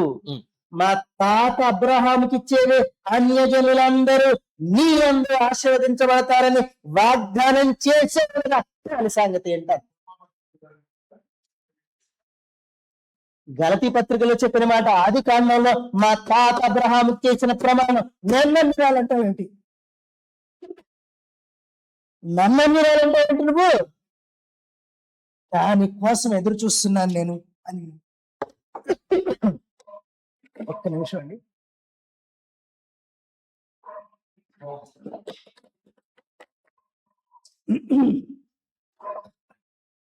నన్ను అన్నిరాలంటావేమిటి నువ్వు, నన్ను కుక్క అంటావేమిటి, నేను కుక్కని కాదు. అప్పుడు నువ్వు ప్రమాణం చేసేవే, ఆ ప్రమాణంలో ఉన్న వ్యక్తి నా సంగతి తెలుసాను. అమ్మా నువ్వు గుర్తుపెట్టేశావు, నా కడుపు నిండిపోయింది. చూడండి ఆశీర్వాదానికి నేను వారసురాలని, నా మాట ఏంటి తేల్చండి అంతే, నా భాగం ఏంటో తేల్చండి. ఆహాహా మురిసిపోతున్నానమ్మా అని మురిసిపోయి, అమ్మా నీ విశ్వాసం గొప్పది అని చెప్పి. ఈ సీక్రెట్ ని ఎందుకు ఇలాగా మార్చుకున్నారో నాకు అర్థం కాదండి. ఇది సీక్రెట్ కాదు, ఓపెన్ గా ఉంది. విశ్వాసం అనే కీ నోట్ తో ఓపెన్ అవుతుంది ఆ సీక్రెట్. సరేనా? ఇప్పుడు ఇంతవరకు అర్థమైందండి, ఇంతవరకు అర్థమైంది కదా. ఏం చెప్పుకుంటే ఇక్కడికి వచ్చాం, ఇశ్రాయేలు వాగ్దాన పుత్రుడు, నిజమైన వాగ్దాన పుత్రుడు. ఈ వాగ్దాన పుత్రుడైన ఇస్సాకు ఛాయ. ఇప్పుడు గలతీ పత్రిక 3వ అధ్యాయం 8వ వచనంలో మనం చదివిన ప్రకారం, అబ్రహామా నీ యందు అన్యజనులందరూ ఆశీర్వదించబడదులన్న సంగతి ముందుగా ఎరిగిన వాడే అబ్రహాముకు దేవుడు సువార్త చెప్పాడట. అసలు సువార్తలోనే అన్యుడున్నాడు, అబ్రహాము నాడు అన్యుడున్నాడు. ఇది బాగా గుర్తుపెట్టుకోవాలి లోకం అంతా కూడా. అదేంటంటే అన్యుడికి సువార్త చెప్పొద్దన్నాడు, ఆసియాలో సువార్త చెప్పొద్దన్నాడని సోది కబుర్లు చెప్పే గాడిద మూక ఊర్లో తిరుగుతుంది, జాగ్రత్తగా చూసుకోండి. అబ్రహాము నాడుంది అన్యుడి ప్రస్తావన. అసలు ఇస్రాయేలే కాదు, ఇవాళ నా ప్రతిపాదనది. ఇస్రాయేలే కాదు, నిజమైన ఇస్రాయేలు ఒకటి ఉంది, ఒక జాతి ఉంది. ఆ జాతి ఏమిటో ఇవాళ మనం చూద్దాం. చూడండి, ఇంకా చదవండి. 8వ అధ్యాయం 7వ వచనం నుంచి చదవండి. నీ యందు భూలోక వంశములన్నీ ఆశీర్వదించబడిందని చెప్పి అబ్రహాముకు ముందుగా సువార్త ప్రకటించను. గలతీ పత్రిక అండి.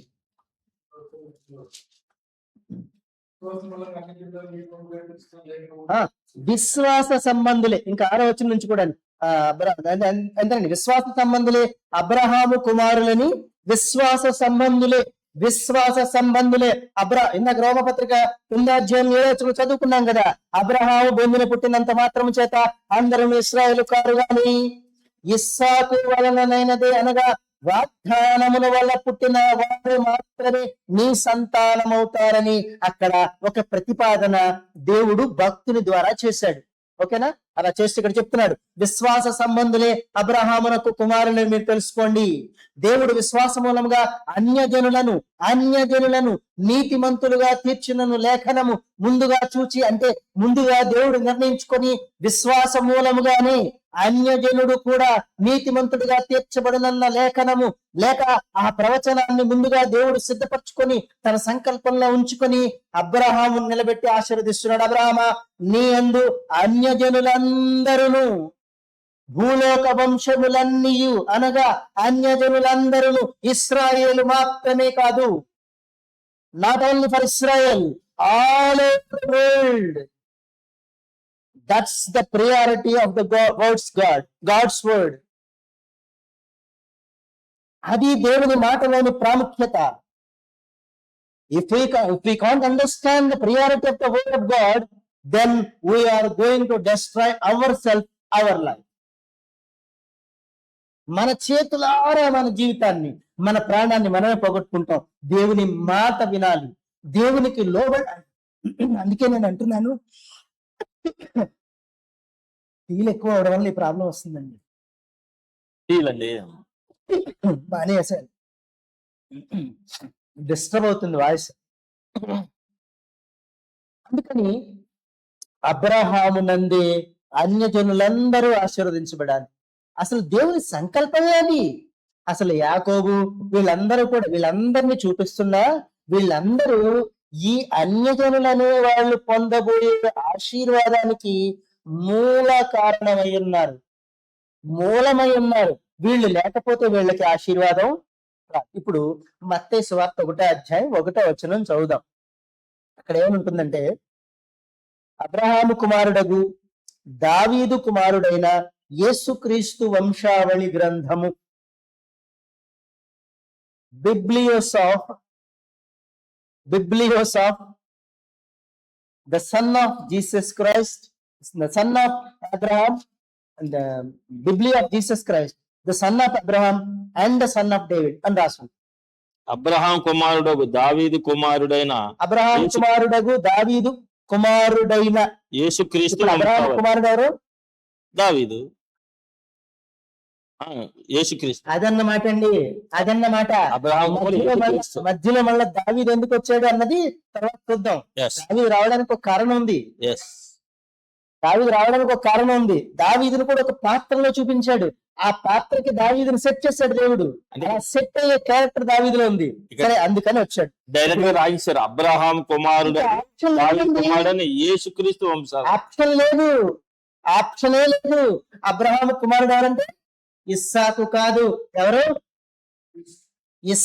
ఇస్సాకే ఛాయ, కానీ నిజమైన ఇస్సాకు ఎవరు? క్రీస్తు. ఇప్పుడు గలతీ పత్రిక 3వ అధ్యాయం 16వ వచనం చదవండి.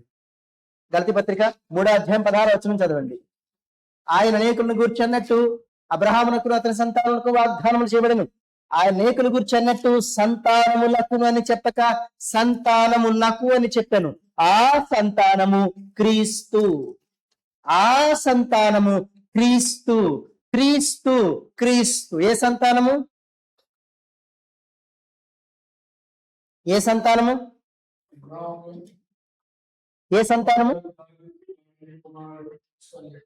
అబ్రహామునకును అతని సంతానమునకును సంతానమునన్నాడా, సంతానములకు అన్నాడా? సంతానమునకు.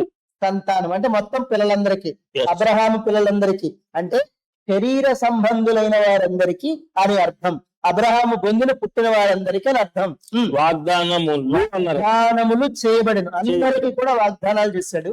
ఆయన అనేకులను గూర్చి అన్నప్పుడు అబ్రహాముకి చెప్పినప్పుడు అనేకులను కూర్చొని చెప్పలేదట, సంతానములకు అని చెప్పలేదట. అందుకనే సంతానం అనే ప్రస్తావన తెస్తున్నాడు. సంతానములకు అని చెప్పలేదట, సంతానమునకు అని ఒకరిని గూర్చి అన్నట్టే చెప్పాను. ఆ సంతానం ఏ సంతానము? వాగ్దాన సంతతి, వాగ్దానము చేయబడిన సంతతి క్రీస్తు. ఓకేనా? ఇప్పుడు ఒక క్లారిటీ వచ్చింది కదండి. ఇప్పుడు మరి ఇశ్రాయేలు ఎవరు? Yes. ఓకేనా? ఇప్పుడు ఇశ్రాయేలు ఎవరన్నది ఇక్కడి నుంచి మనం చూడాలి. అదే గలతీ పత్రిక 28వ వచనం 3:28 అండి. 29 చదవండి. 3:29 మీరు క్రీస్తు సంబంధులైతే ఆ అంటే ఎక్కడ పోయింది ఇది? ఆ అంటే ఎక్కడ పోయింది? ఎక్కడికి వెళ్ళిపోయింది? ఎక్కడికి తీసుకెళ్తున్నాడు? ఒక్క అక్షరంతో. ఆ పక్షమందు అబ్రాహాము యొక్క సంతానమై ఉండి వాగ్దాన ప్రకారముగా వారసులై ఉన్నారు. ఇప్పుడు గలతీ పత్రిక 4వ అధ్యాయం 21 నుంచి ఆఖరి దాకా చూసేసుకుంటే అందులో ఇద్దరు కనిపిస్తున్నారు. 4:21 ఒకరు హాగరు, 2 శారా. హాగర్ అనేది అరేబియా దేశంలో ఉన్న సీనాయి కొండ సంబంధమైంది. సీనాయి కొండ సంబంధమైందంటే ధర్మశాస్త్రం అని నిన్ను. ఓకే, ఇంకా తర్వాత ఈ పైన యెరూషలేము, శారా అనబడుతున్న యెరూషలేము మనకి తల్లి నిన్ను. యేసుక్రీస్తు ద్వారా కనబోతున్న సంతానమ నిన్ను మనకి ఇక్కడ స్పష్టమవుతుంది. ఓకేనండి?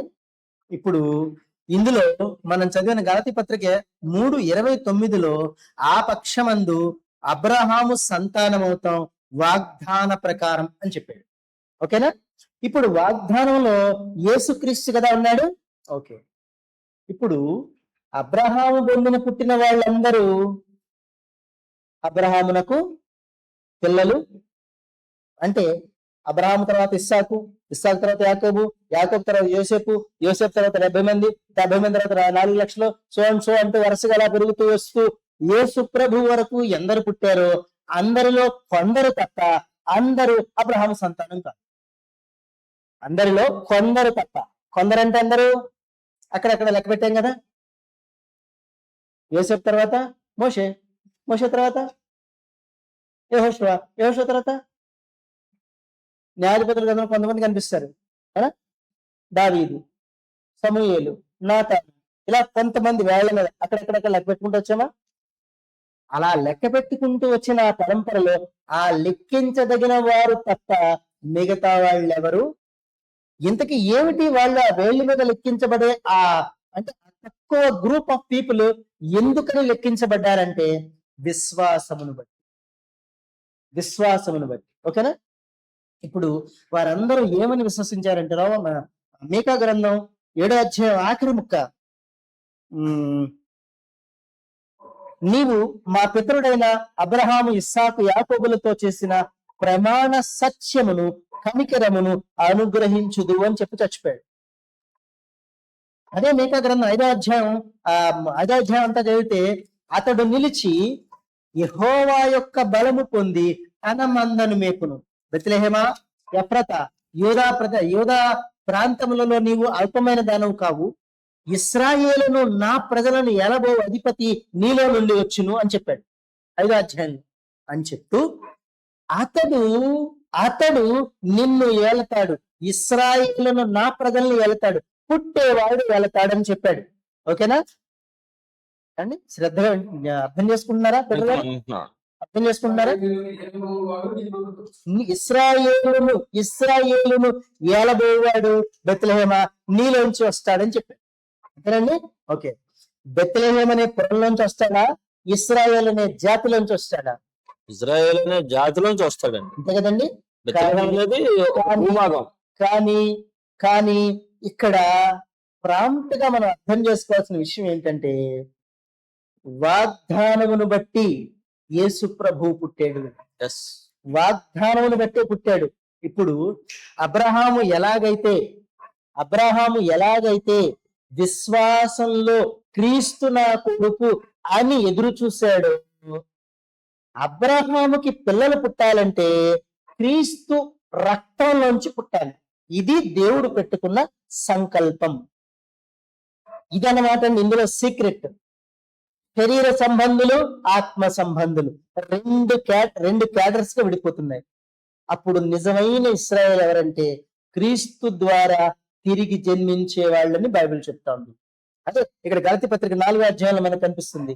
సీనాయి కొండ సంబంధమైనదైన ఆ ధర్మశాస్త్రము, హాగరనే మారు స్థానంతో ఉన్న ధర్మశాస్త్రము అని చెప్తున్నాడు. ఇప్పుడు సీనాయి కొండ సంబంధమైంది కాదట. మరి ఏ సంబంధమైంది కావాలి? యెరూషలేము సంబంధమైంది. యెరూషలేము సంబంధమైందంటే యేసుక్రీస్తు మరణించిన ప్రదేశం, యేసుక్రీస్తు రక్తం కార్చిన స్థలం, యేసుక్రీస్తు రక్తాన్ని గురించి ప్రకటించిన స్థలం, యేసుక్రీస్తు పునరుద్ధానాన్ని గురించి దేవుడు సాక్ష్యం ఇచ్చిన స్థలం. అవునా?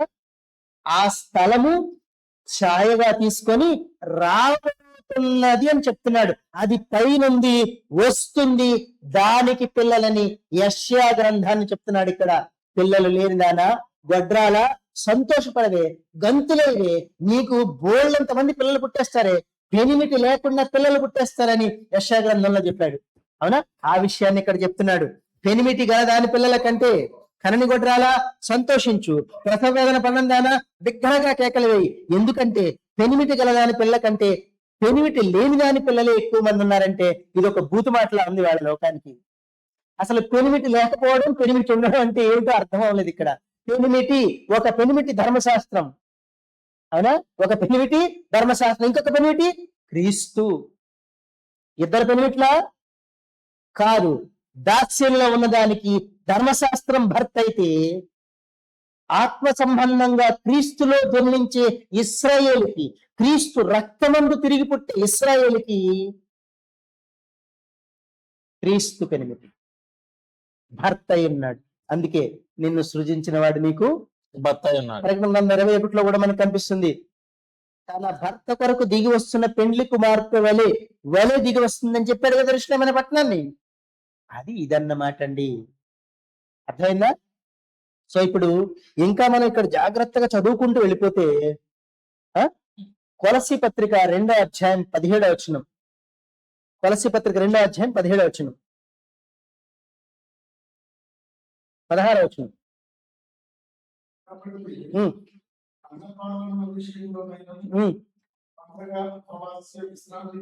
అనువాటి విషయంలోనే నేను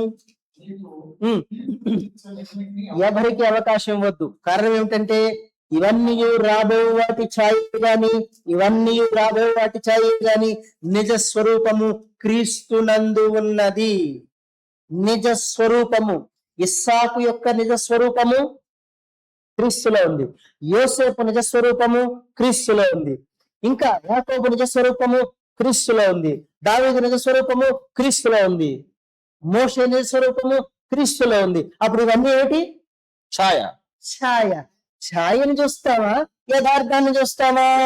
చూడాలి. ఎవడోనట్ట నాబోటిగాడు ఎక్కడో మద్రాసులో సంబంధం చూసేట, పెళ్లి కూతురు అక్కడ ఉంది. పెళ్లి కూతురు ఫోటోని మాత్రం జేబులో పెట్టి తిరుగుతున్నాను. పెళ్లి కూతురు ఎలా ఉంటుందంటే ఇదిగోండి అని చూపిస్తున్నాడు. ఇది నిజమా? అది నిజమా? చూడలేదు, చూపిస్తున్నాడు. మద్రాసులో ఉన్నది నిజమా? ఫోటో నిజమా? మద్రాసులో ఉన్నది నిజం, కానీ ఇదేంటి?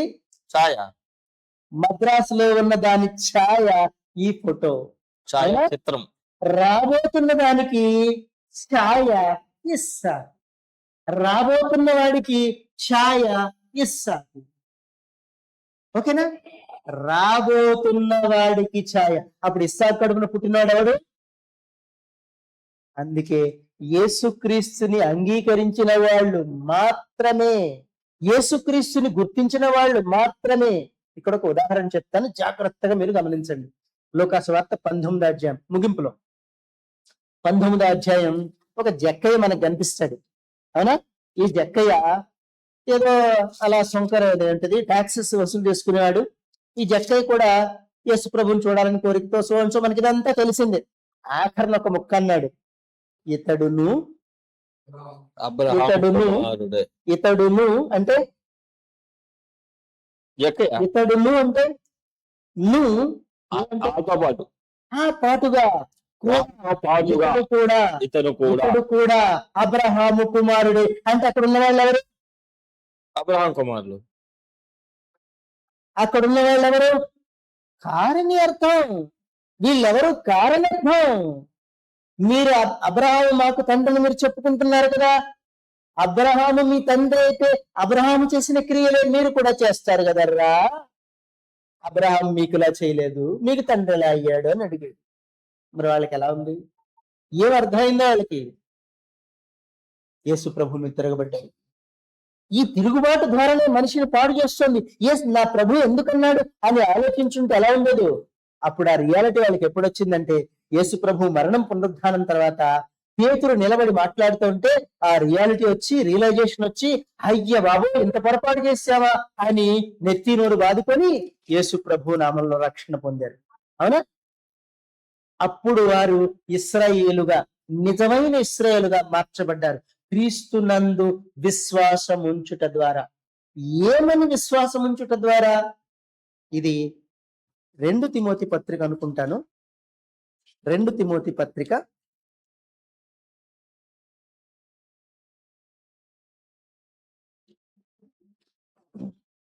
3వ అధ్యాయం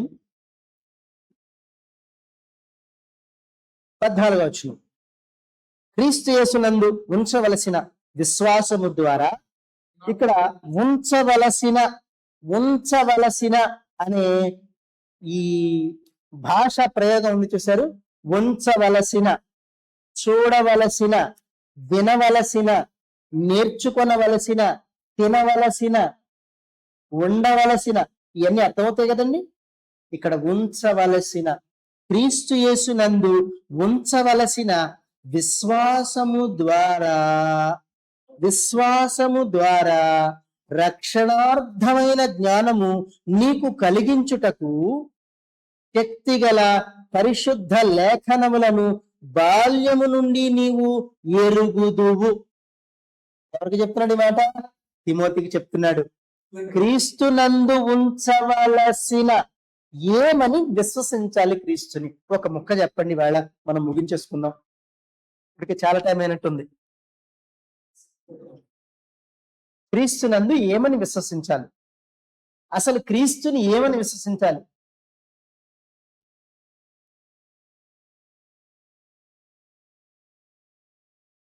ఆ పక్షమందు మీరు క్రీస్తు సంబంధులైతే, గలతీ పత్రిక 3వ అధ్యాయం 29వ వచనం చదువుకున్నట్టు,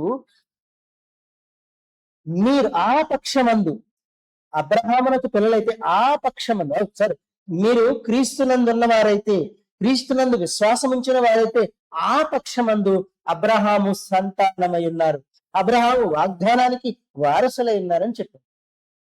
ఇందులో అన్యజనులు ఎవరున్నారు? ఇందులో ఎవరున్నారు? ఇశ్రాయేలు ఉన్నారా? అన్యజనులు ఉన్నారా? ఇశ్రాయేలు కాదు. అసలు ఇది కానే కాదు. ఇవాళ అందరూ అక్కడికి వెళ్ళి ఇశ్రాయేల్ కోసం ప్రార్థన చేయండి అని ఏడుపులు గోడలు అందులో చీట్లు పెట్టి, అవి పెట్టి, నా శార్థం పెట్టి, నా జనం పెట్టి అక్కడ ప్రార్థనలు చేస్తున్నారు. అసలు అది వద్దురా బాబు అంటున్నాడు. దాంతో పనిస్తున్నాడు. ఆ ఇశ్రాయేల్ ఛాయ కోసం ఏడుస్తాడు, నిజం కోసం ఏడుస్తాడా? నిజం కోసం ఏడిస్తే, ప్రభువా నువ్వు వచ్చి ఆ పట్టణం తెచ్చి అందులోకి నేను వెళ్ళిపోతా, నువ్వు వచ్చేనైనా నీ దండం పెడతా, నువ్వు వచ్చి అని ఏడుస్తాడు వీడు. కానీ అక్కడికి వెళ్ళి దీన్ని కాపాడు, దాన్ని కాపాడు ఏం చేసుకుంటాడు? అది వద్దన్నాడు కదా, వద్దని విసర్జించాడు కదా, అసలు నాకు వద్దు మీరు అన్నాడు కదా. వద్దన్నాళ్ళ కోసం ఏడుస్తానంటారేంటి? నాకు అర్థం కాదు. వద్దు అని గెంటేసిన ఏషావు కోసం ఏడుస్తున్నట్టుంది వ్యవహారం. వద్దు అని గెంటేసిన సొలొమోను కోసం ఏడుస్తున్నట్టుంది వ్యవహారం. వద్దు అని గెంటేసిన అదెవడు కయ్యం కోసం ఏడుస్తున్నట్టుంది వ్యవహారం తప్ప ఇక్కడ జ్ఞానం ఏం కనిపించడం లేదు, ఇందులో భక్తి ఏం కనిపించడం లేదు. వాస్తవాన్ని గుర్తించే ఆ విధానం ఇవాళ క్రైస్తవుల్లో లోపించింది. అందుకు నిజమైన ఇశ్రాయేలు ఎవరు? యేసుక్రీస్తునందు ఉంచవలసిన విశ్వాసం ఉంచితే వాడు నిజమైన ఇశ్రాయేలు. అంటే అన్యుడికైనా అదే. ఇప్పుడు ఒక మాట చెప్తాను. రోమపత్రిక 2వ అధ్యాయం 11వ వచనం.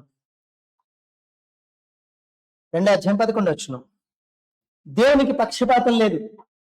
అసలు దేవుడు అంటేనే ఇది. దేవుడు అంటే ఎవరు? ఇంత పొడుగాటి గడ్డం, ఇంత పెద్ద పెద్ద మీసాలు, 14 చేతులు, 10 కత్తులు, 20 బాణాలు లాంటివి కాదట. దేవుడు బైబిల్లో వర్ణన ఉంది. దేవుడు బాణము విడువగా, దేవుడు తన ఉగ్రత చూపగా, దేవుడు తన ఖడ్గమునెత్తగా. అంటే ఇక్కడ ఖడ్గమునెత్తడం, ఉగ్రత చూపించడం, వాడి బాణాన్ని వదలడం లాంటివన్నీ దేవుని లక్షణాలు. ఎలా చేస్తాడని చెప్పే ఆ గుణాలు చెప్తున్నాడు. ఇక్కడ చెప్తున్నాడు దేవుడికి పక్షపాతము లేదు. అసలు దేవుడు అంటే ఎవరు? దేవుడు అంటే ఎవరు? ఇదే దేవుడు అనే మాటకు అర్థం. దేవునికి పక్షపాతం లేదు అంటే ఏమిటి అర్థం? ఏంటి అర్థం? వీడు మావాడండి, పర్లేదు ఏం చేసినా. ఇప్పుడు మన వాళ్ళందరూ అదే కదా చేస్తుంది.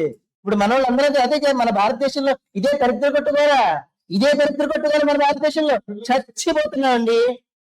చిన్న పిల్లని రేప్ చేసి చంపేస్తే వాడు మావాడు. నిన్న మొన్న ఒక న్యూస్ ఛానల్లో ఒక అతన్ని, విజయ విహారం మ్యాగజైన్, అతను ఎంత నాలెడ్జ్ పర్సన్ అంటే యేసుక్రీస్తును కూడా పాయింట్ అవుట్ చేశాడు. విజయ విహారం అనే పత్రిక మీరు చదివారండి ఎప్పుడన్నా? నా దగ్గర కాపీ ఉంది, ఒక కాపీ నా దగ్గర ఉంది. ఎలా అంటే యేసుక్రీస్తు కాశ్మీర్ వచ్చాడు, యేసుక్రీస్తు సమాధి కాశ్మీర్ లో ఉంది అని ఎవరో ఒక చరిత్రకారుడు రాశాడట. దాన్ని అతను నిరూపణతో రాసుకుంటూ వచ్చాడు. అమ్మ తస్సదియ, యేసు ప్రభు కాశ్మీర్ వచ్చి చచ్చిపోయాడా? ఇండియా వచ్చి ఇండియాలో బౌద్ధుల దగ్గర నేర్చుకున్నాడా? అందుకే యేసు ప్రభు ఇలా అయ్యాడని ఇంకొక కథ రాసేశారు మహానుభావుడు. ఇదంతా పక్కన పెట్టండి. అలాంటి వ్యక్తిని ఒక అతను చెప్పుతో కొట్టాడు లైవ్ లో. కొడితే అతనికి బెయిల్ వచ్చింది. బెయిల్ వస్తే ఆ కోర్టు బయట దండలేసి స్వాగతం పలుకుతున్నారు. ఏం చెబుదామని సమాజానికి? పిచ్చి కొట్టినోడికి, చేసినోడికి ఏమో బెయిల్ ఇస్తే ఊరేగింపుగా తీసుకెళ్తారు. ఏం నేర్పుదామని? వాడు మావోడు, ఏం చేసినా మావోడే, ఏమి చేయకపోయినా క్రైస్తవుడు విరోధి, వాడి వల్ల దేశం నాశనం అయిపోతుంది, వాడి వల్ల ఆర్థిక వ్యవస్థ అవసరం అయిపోతుంది, వాడి వల్ల సమస్య నాశనం అయిపోతుంది, మేమేం చేస్తామని అప్పుల పాలు చేసి దేశాన్ని అమ్మేస్తున్నారు. ఏం సిగ్గు అనిపించట్లేదా? మండిపోతోందండి కడుపులో. నా దేశం. పైగా ఏమంటున్నారో తెలుసా? మతం మారితే దేశభక్తి ఉండదు. కోతి కబుర్లు చెప్పకూడదు. కోతి కబుర్లు చెప్తే తర్వాత ఎవడో రింగ్ మాస్టర్ వస్తాడు, కోతుల్ని ఆడించినట్టు ఆడిస్తాడు. జాగ్రత్తగా ఉండండి. నోటికి వచ్చినట్టు మాట్లాడు. మతం మారితే దేశభక్తి ఉండదు. అసలు దేశభక్తి అంటే ఏమిటి? వీడు చెప్పిన మతాన్ని నమ్మడం. అసలు మతం అనే మాట అర్థం ఏమిటి? వీడి శార్థం వీడికి తెలియదు మతం అంటే ఏమిటో. మతము అనే మాటకు అర్థం తెలియదు. యశ్చామతం తస్యామతం అన్నాడు. యశ్చామతం అంటే ఏంటి? వీడి శార్థం. అడిదేనో వాడి దెబ్బ. సంస్కృత అసలు పదాల అర్థాలు తెలియదండి. పదాలకు అర్థాలు తెలియదు. మతము అంటే what you know, how you know, why you know. నీకేం తెలుసు, ఎలా తెలుసు, ఎంత తెలుసు, how much you know. That's called మతము. మతం అనే మాటకు అర్థం అది. అంతే తప్ప ఎవడి నోటికి వచ్చినట్టు ఎవడి అర్థాన్ని వాడు ప్రతిపాదించకూడదు. మన పూర్వీకులు ఏది నిర్ణయించారో అదే అర్థం.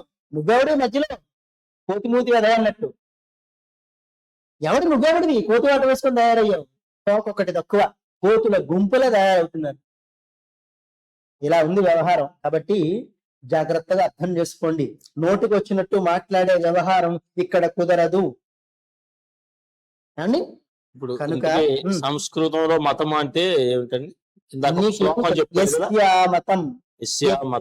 యస్య అంటే ఎంత, ఏమిటి.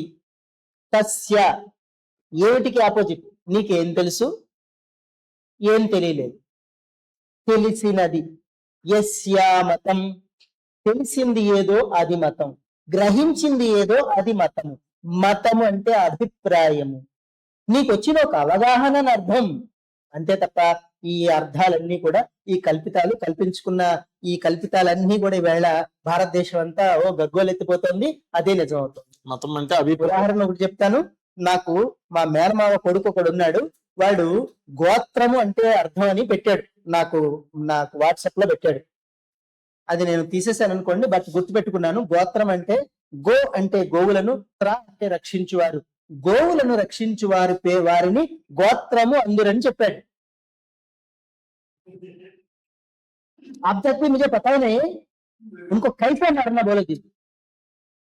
అసలు ఎలా కొట్టాలి అలాంటి వాళ్ళు, నాకు అలాంటి బాధ కలిగింది మనసులో. కొట్టాలని కాదు ఇక్కడ అర్థం, మరి బాధ చెప్తున్నాను. ప్రతి ఒక్కరికి గోత్రం ఉంది, వాళ్ళందరూ గోవులు రక్షించాలండి. బా మరి అదేగా ఆయన చెప్పింది. మీరేంటండి రివర్స్ లో వెళ్తున్నారు? మీరు రివర్స్ ట్రైన్ లో రాకండి, ఫాలోయింగ్ ట్రైన్ లో ఎక్కండి, తర్వాత రివర్స్ లో వద్దురు. కానీ గోత్రం అంటే గోవుల్ని రక్షించేవాడని. అవును, కానీ వేద గ్రంథాల ప్రకారం గోవుల ప్రస్తావన లేదు. బ్రహ్మముఖం నుంచి పుట్టింది మేక. మీకు రెఫరెన్స్ ఇస్తాను కావాలంటే, నేను చూపిస్తాను వేదంలో. వేదాధ్యయనం చేసినవాడిని నేను. నా దగ్గర తొగదాడిస్తే ఎట్లాగా? సరే, నా గొప్ప కాదు ఇది, నా దేవుని గొప్ప. సరే, అట్లా ఉంచండి ఆ విషయాన్ని. మనకి ఎప్పుడైతే ఈ మాట అన్నాడో చాలా బాధ కలిగింది. అసలు ఎవర్రా నీతో, ఎవడరా అన్నాడు ఈ మాట? వాడి ఫోన్ నెంబర్ పెట్టరా నాయన, వాడితో మాట్లాడతాను, నీకు తెలియదు అన్న. అంటే ఆ రోజు నుంచి ఈ రోజు దాకా no WhatsApp, no message, no phone call. అట్లా ఉంటుందండి మనవాడికి విషయం అర్థమైంది. గోత్రము. అలాంటప్పుడు గోత్రనామాలతో ఎందుకు నాన్న పూజలు చేస్తారని అడిగా. గోత్రంతో నీకు పని ఏమిటని అడిగా. గోవులను రక్షించాలి కానీ గోత్రంతో నీకు పని ఏమిటి? పూజ చేసుకోవడం, ఈ పని చేసుకోవడం మనసు అక్కడికి వెళ్ళి పూజ చేయించుకుంటామేంటి? నీ గోత్రనామం పెట్టని అడిగితే మావాడు అని నీళ్ళు నవ్వేసి పక్కకు పోయాడు. ఇక మళ్ళీ ఫోన్ లేదు నాకు. ఇక అంతేనండి, అంతే. అండి కనుక ఇలాంటివన్నీ కూడా ఎలా ఉంటదంటే అండి, చాలా బాధాకరమైన విషయాలు. బాధపడి చెప్తున్నాను తప్ప విమర్శించాలన్నది కాదు ఇక్కడ నా దృక్పథం. బాధలో చెప్తున్నాను అంటే సత్యాన్ని తెలియజేయాలని, వాస్తవం తెలియాలని. ఇక్కడ ఈ మత విమర్శ మనకి నాకు లేదు. నేను ఒకటి చెప్తాను. యేసుక్రీస్తుని ఎవరు పంపారు అన్నది రూఢిగా రుజువైతే ఆ పంపిన వ్యక్తే నా దేవుడు. నువ్వు ఏ పేరున పెట్టుకో, నాకు అభ్యంతరం లేదు. నువ్వు ఏ పేరున పెట్టుకో, నేను ఫుల్లీ యాక్సెప్టెడ్. యేసుక్రీస్తుని పంపాడని రుజువు చేయాలి. రక్షణ. ఇప్పుడు ఇలాంటి మాటలు మాట్లాడుతున్నారు. ఈ మాట ఎందుకు చెప్పాను నేను? దేవునికి పక్షపాతము లేదు. దేవునికి పక్షపాతం లేదు. దేవుడు అంటేనే అర్థం అది. దేవునికి పక్షపాతం లేదు. ఒక వర్గాన్ని ఒకలా చూసేవాడు కాడు. పక్షపాతం లేదు. చూడండి ఏం చెప్పాడు, ఎంత అద్భుతమైన మాటలు చెప్పాడు. ధర్మశాస్త్రం లేక పాపం చేసిన వారందరూ, రోమపత్రిక 2వ అధ్యాయం 11వ వచనం నుంచి, ధర్మశాస్త్రం లేక పాపం చేసిన వారందరూ ధర్మశాస్త్రము లేకయే నశించెదరు. ధర్మశాస్త్రము లేక పాపం చేస్తే ధర్మశాస్త్రం లేకుండా నశిస్తారు. ఓకే, అంటే ఇప్పుడు పాపం చేయడం అనేది కీనోట్ అనమాట. పాపం చేసేవాడి విషయం చెప్తున్నాడు అనమాట. పాపం చేస్తే శిక్ష తప్పదని చెప్తున్నాడు అనమాట. అని చెప్తూ ధర్మశాస్త్రము కలిగిన వారే పాపం చేస్తే ధర్మశాస్త్ర ప్రకారం తీర్పు పొందుదురు, అంటే ధర్మశాస్త్ర ప్రకారం నాశనం అవుతారని అర్థం. ధర్మశాస్త్రం వినేవాళ్ళు దేవుని దృష్టికి నీతిమంతులు కారు గాని ధర్మశాస్త్ర ప్రకారము దాన్ని అనుసరించి ప్రవర్తించే వారే నీతిమంతులుగా ఉంటారు అని చెప్పి. ధర్మశాస్త్రము లేని అన్యజనులు, చూడండి, ధర్మశాస్త్రము లేని అన్యజనులు ఎంత గొప్పగా చెప్తుందో బైబిల్.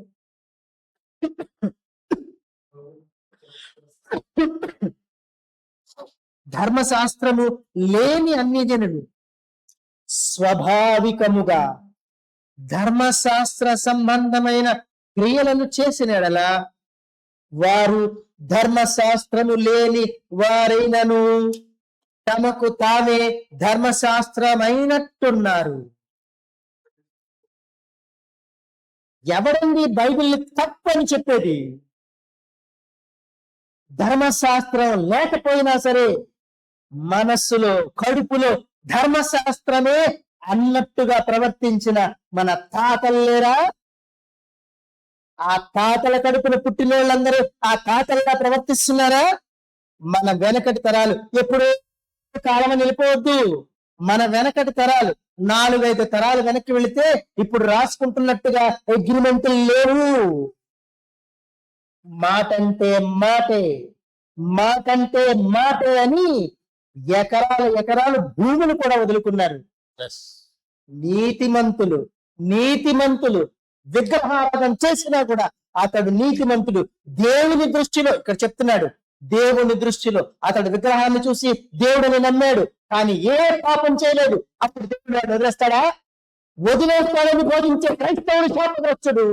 అలాంటి దాన్ని అంగీకరించి మాట్లాడే అన్యులు కూడా శాపగ్రస్తుడు. నా మాట బాగా అర్థమైంది కదండి? అలా విడిచిపెడతాడు. ఒక విగ్రహారాధికుడైనా కూడా నీతిగా బ్రతికాడు, అలాంటి వాడిని దేవుడు నరకాగ్ని గుండంలో వేస్తాడని బోధించే క్రైస్తవుడు శాపగ్రస్తుడు మొదట. అలా బోధిస్తున్న దాన్ని ఆధారం చేసుకొని క్రైస్తవ్యం అబద్ధం చెప్తే అన్యుడు శాపగ్రస్తుడు. తమకు తామే ధర్మశాస్త్రమైనట్టుగా ఉన్నాడు. ఏమిటండి ఆ మాట? దేవుని గ్రంథాన్ని తెలియని వాడు పాటిస్తున్నాడట. తెలియని వాడు పాటిస్తున్నాడంట. మాట అంటే మాటే. పాపమే తెలియదు, అసలు యేసు ప్రభువే తెలియదు. యేసు ప్రభువు తెలియకుండా ఎన్ని తరాలు చచ్చిపోయాయి, ఎందరు పోయారు. వాళ్ళందరి సంగతి ఏమిటి? వాళ్ళందరినీ ఎవడు కాపాడుకుంటాడు? ఎవడు కాపాడుకుంటాడు? వాళ్ళందరి పరిస్థితి ఏమిటి చూడండి. ధర్మశాస్త్రము లేని అన్యజనులు స్వాభావిక ధర్మశాస్త్ర సంబంధమైన క్రియలను చేసిన ఎడల వారు ధర్మశాస్త్రము లేని వారైనను తమకు తామే ధర్మశాస్త్రమైనట్టున్నారు. అట్టి వారి మనస్సాక్షి కూడా సాక్ష్యమిచ్చుచుండగాను, వారి తలంపులు ఒకదాని మీద ఒకటి తప్పు మోపుచు లేక తప్పు లేదని చెప్పుచుండగాను ధర్మశాస్త్రము తమ హృదయములందు వ్రాయబడినట్టు చూపుచున్నారు. ఇదండి దేవుడు అంటే. ఇప్పుడు పక్షపాతం ఉందా? పక్షపాతం లేదా? లేదు. ధర్మశాస్త్రం తెలియని వాడు కూడా ధర్మశాస్త్రం అయినట్టుగా తన మనస్సాక్షిని బట్టి ప్రవర్తిస్తుంటే వాడిని చూసి పరలోకంలో దేవుడు మురిసిపోతున్నాడట. వీడిని నేను ఎలాగైనా కాపాడుకుంటాను. సంకల్పం అదే క్రీస్తులో నెరవేరు. ఇది ఎందుకో వచ్చే తరగతిలో చెప్పుకున్నాం. ఇది చాలా, నేను అందుకన్నాను చిన్న విషయం కాదు. క్రీస్తు యేసు నందు ఉంచవలసిన విశ్వాసం చిన్నది కాదు. విశ్వాసం అంటే యేసు ప్రభు నమ్మేసుకో, నీ రోగాలు తగ్గిపోతే, యేసు ప్రభు నమ్మేసుకో, నువ్వు పరలోకి వెళ్ళిపోతావు, యేసు ప్రభు నమ్మేసుకో, నీ ఎప్పుడు ఇలాంటివి కాదు. ఇవన్నీ చిన్న పిల్లలు చెప్పుకునే పిల్లకాయల మాటలు. బైబిల్ గ్రంథాన్ని లోతుగా అధ్యయనం చేయాలి. అప్పుడు కదా పరలోకం వెళ్ళేది అని చెప్తూ, ఈ ప్రకారమే దేవుడు నా సువార్త ప్రకారము యేసుక్రీస్తు ద్వారా మనుష్యుల రహస్యమును విమర్శించు దినమందు ఇలాగూ జరుగును. ఇంకా కిందకు వస్తే ఇంకా బాగుంటాయి మాటలు. మొత్తంగా పేగుల్ని ముక్కల కింద నరికేస్తాయి మాటలు. నిజమైన మనస్సాక్షి ఉన్నవాడైతే, మనస్సాక్షితో ప్రవర్తించడం. అన్యుడైతే ఏమిటి? మనస్సాక్షితో ప్రవర్తిస్తున్నాడు. ఈవేళ యేసు ప్రభువుని విమర్శించే వాళ్ళు, క్రైస్తవాన్ని విమర్శించే వాళ్ళు మనస్సాక్షి ఉండే విమర్శిస్తున్నారా? పొద్దున్న నుంచి సాయంత్రం దాకా తాగుతూనే ఉంటారు. తాగుబోతులు, తిట్టుబోతులు, వ్యభిచారులు.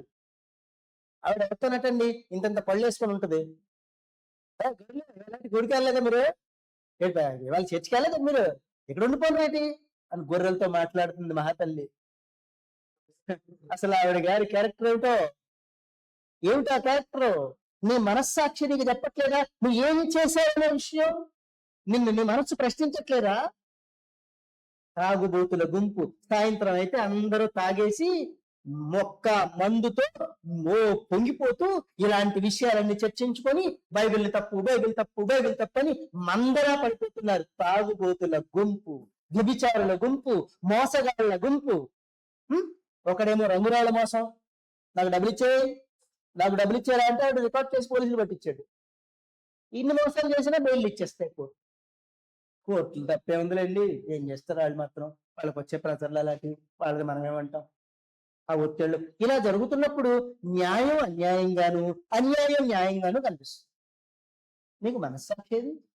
ఏనాడో చంపుకున్నావు, మనసు చంపుకు ప్రవర్తిస్తున్నావు. అదేమంటే క్రైస్తవులు రక్తపాతం చేశారు మీకు తెలుసా అని ఒక చరిత్ర తీస్తారు. ఎప్పుడుది పోర్చుగీస్ వాడు వచ్చినప్పుడు చెప్తున్నారు.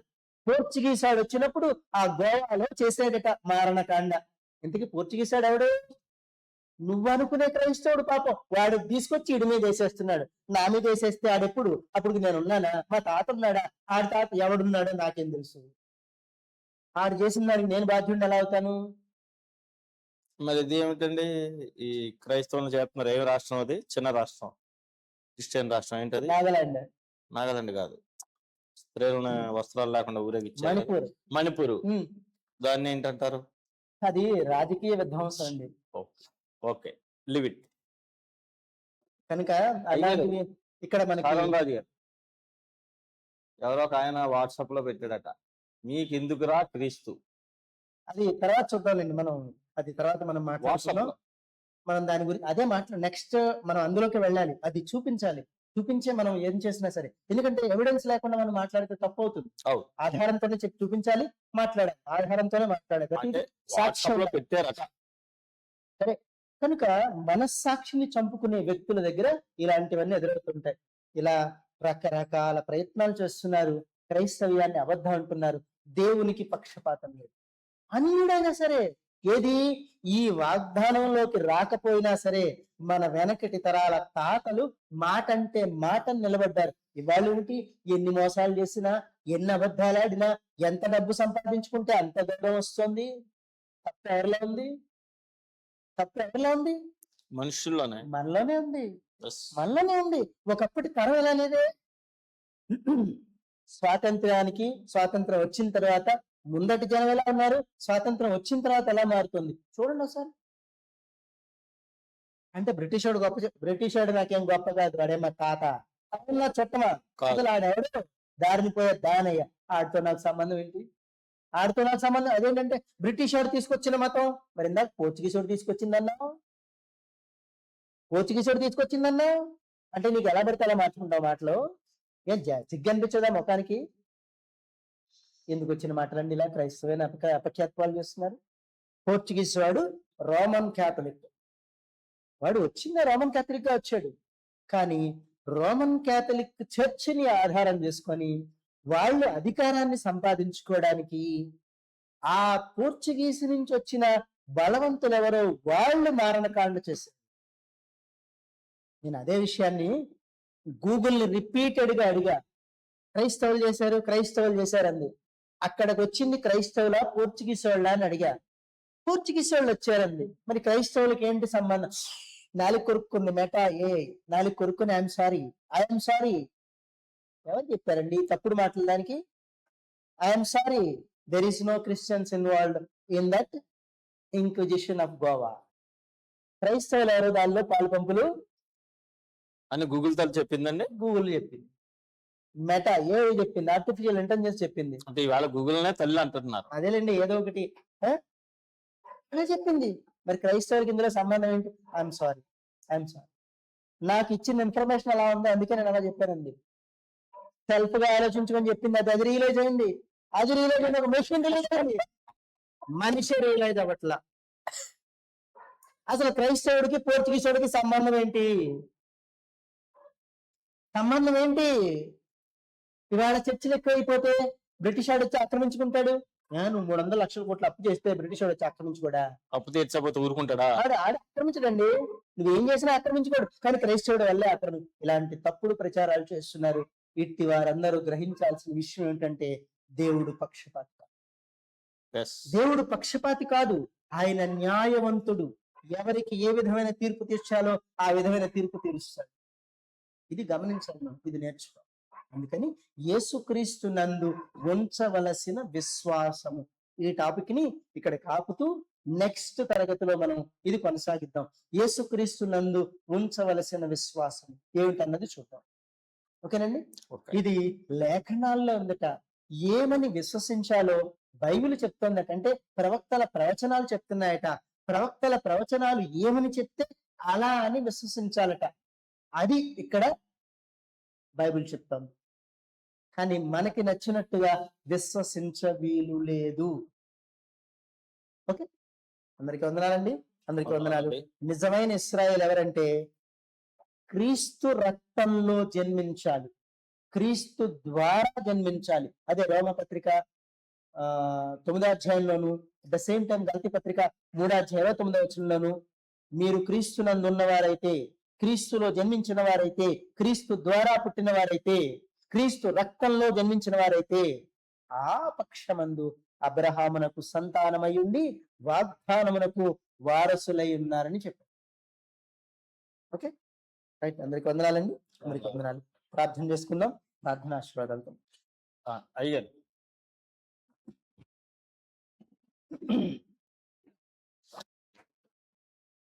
అందరూ లేచి నిలబడదాం. పరిశుద్ధుడా, మహోన్నతుడా, మా పట్ల మా రక్షకుడైన యేసుక్రీస్తు పేరిట తెలియజేసుకుంటూ నీ కృపగల పాదాల చెంతకు వస్తున్నాము.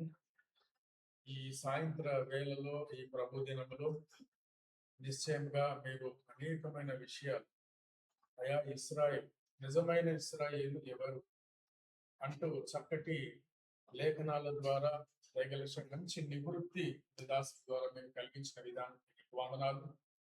ఆ క్రీస్తు యేసునందు మేము విశ్వసిస్తే మేమంతా కూడా ఆశీర్వాదానికి, ఆ క్రీస్తు యేసునందు మేము వారసులు అవుతామని మీరు మాకు తెలియజేసిన విధానానికి వందనాలు.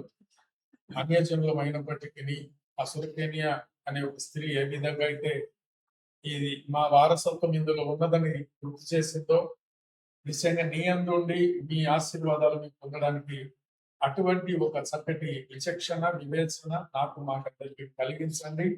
ఈ లేఖనాలు విన్న వారందరూ కూడా ఒక మంచి కనువిప్పు కలగడానికి సహాయం చేయండి. వ్యతిరేకమైన మాటలు, వ్యతిరేకమైన పదజాలాలు కొట్టివేయండి నాయన. సత్యాన్ని స్వీకరించే మనస్సు అందరికీ దయచేయండి. హృదయాలు తెరవండి.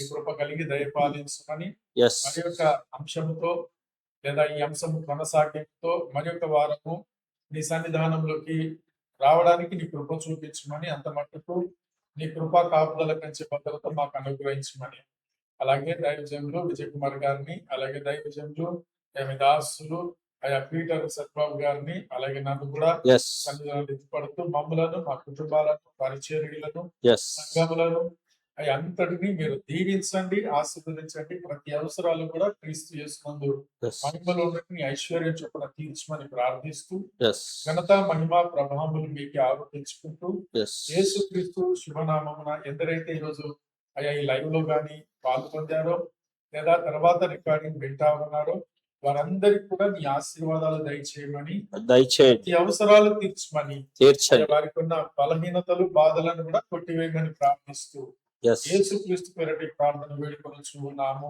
పరమ తండ్రి. ఆమేన్. దేవుని ప్రేమ, రక్షకుడైన యేసుక్రీస్తు వారి కృప, ఆదరణకర్త అయిన పరిశుద్ధాత్మని నిత్య సహవాసం ఇప్పుడు ఎల్లప్పుడూ ప్రభు వచ్చే పర్యంతము అందరికీ తోడే ఆదరించి ఆశీర్వదించి నడిపించుగాక. ఆమేన్. ఆమేన్.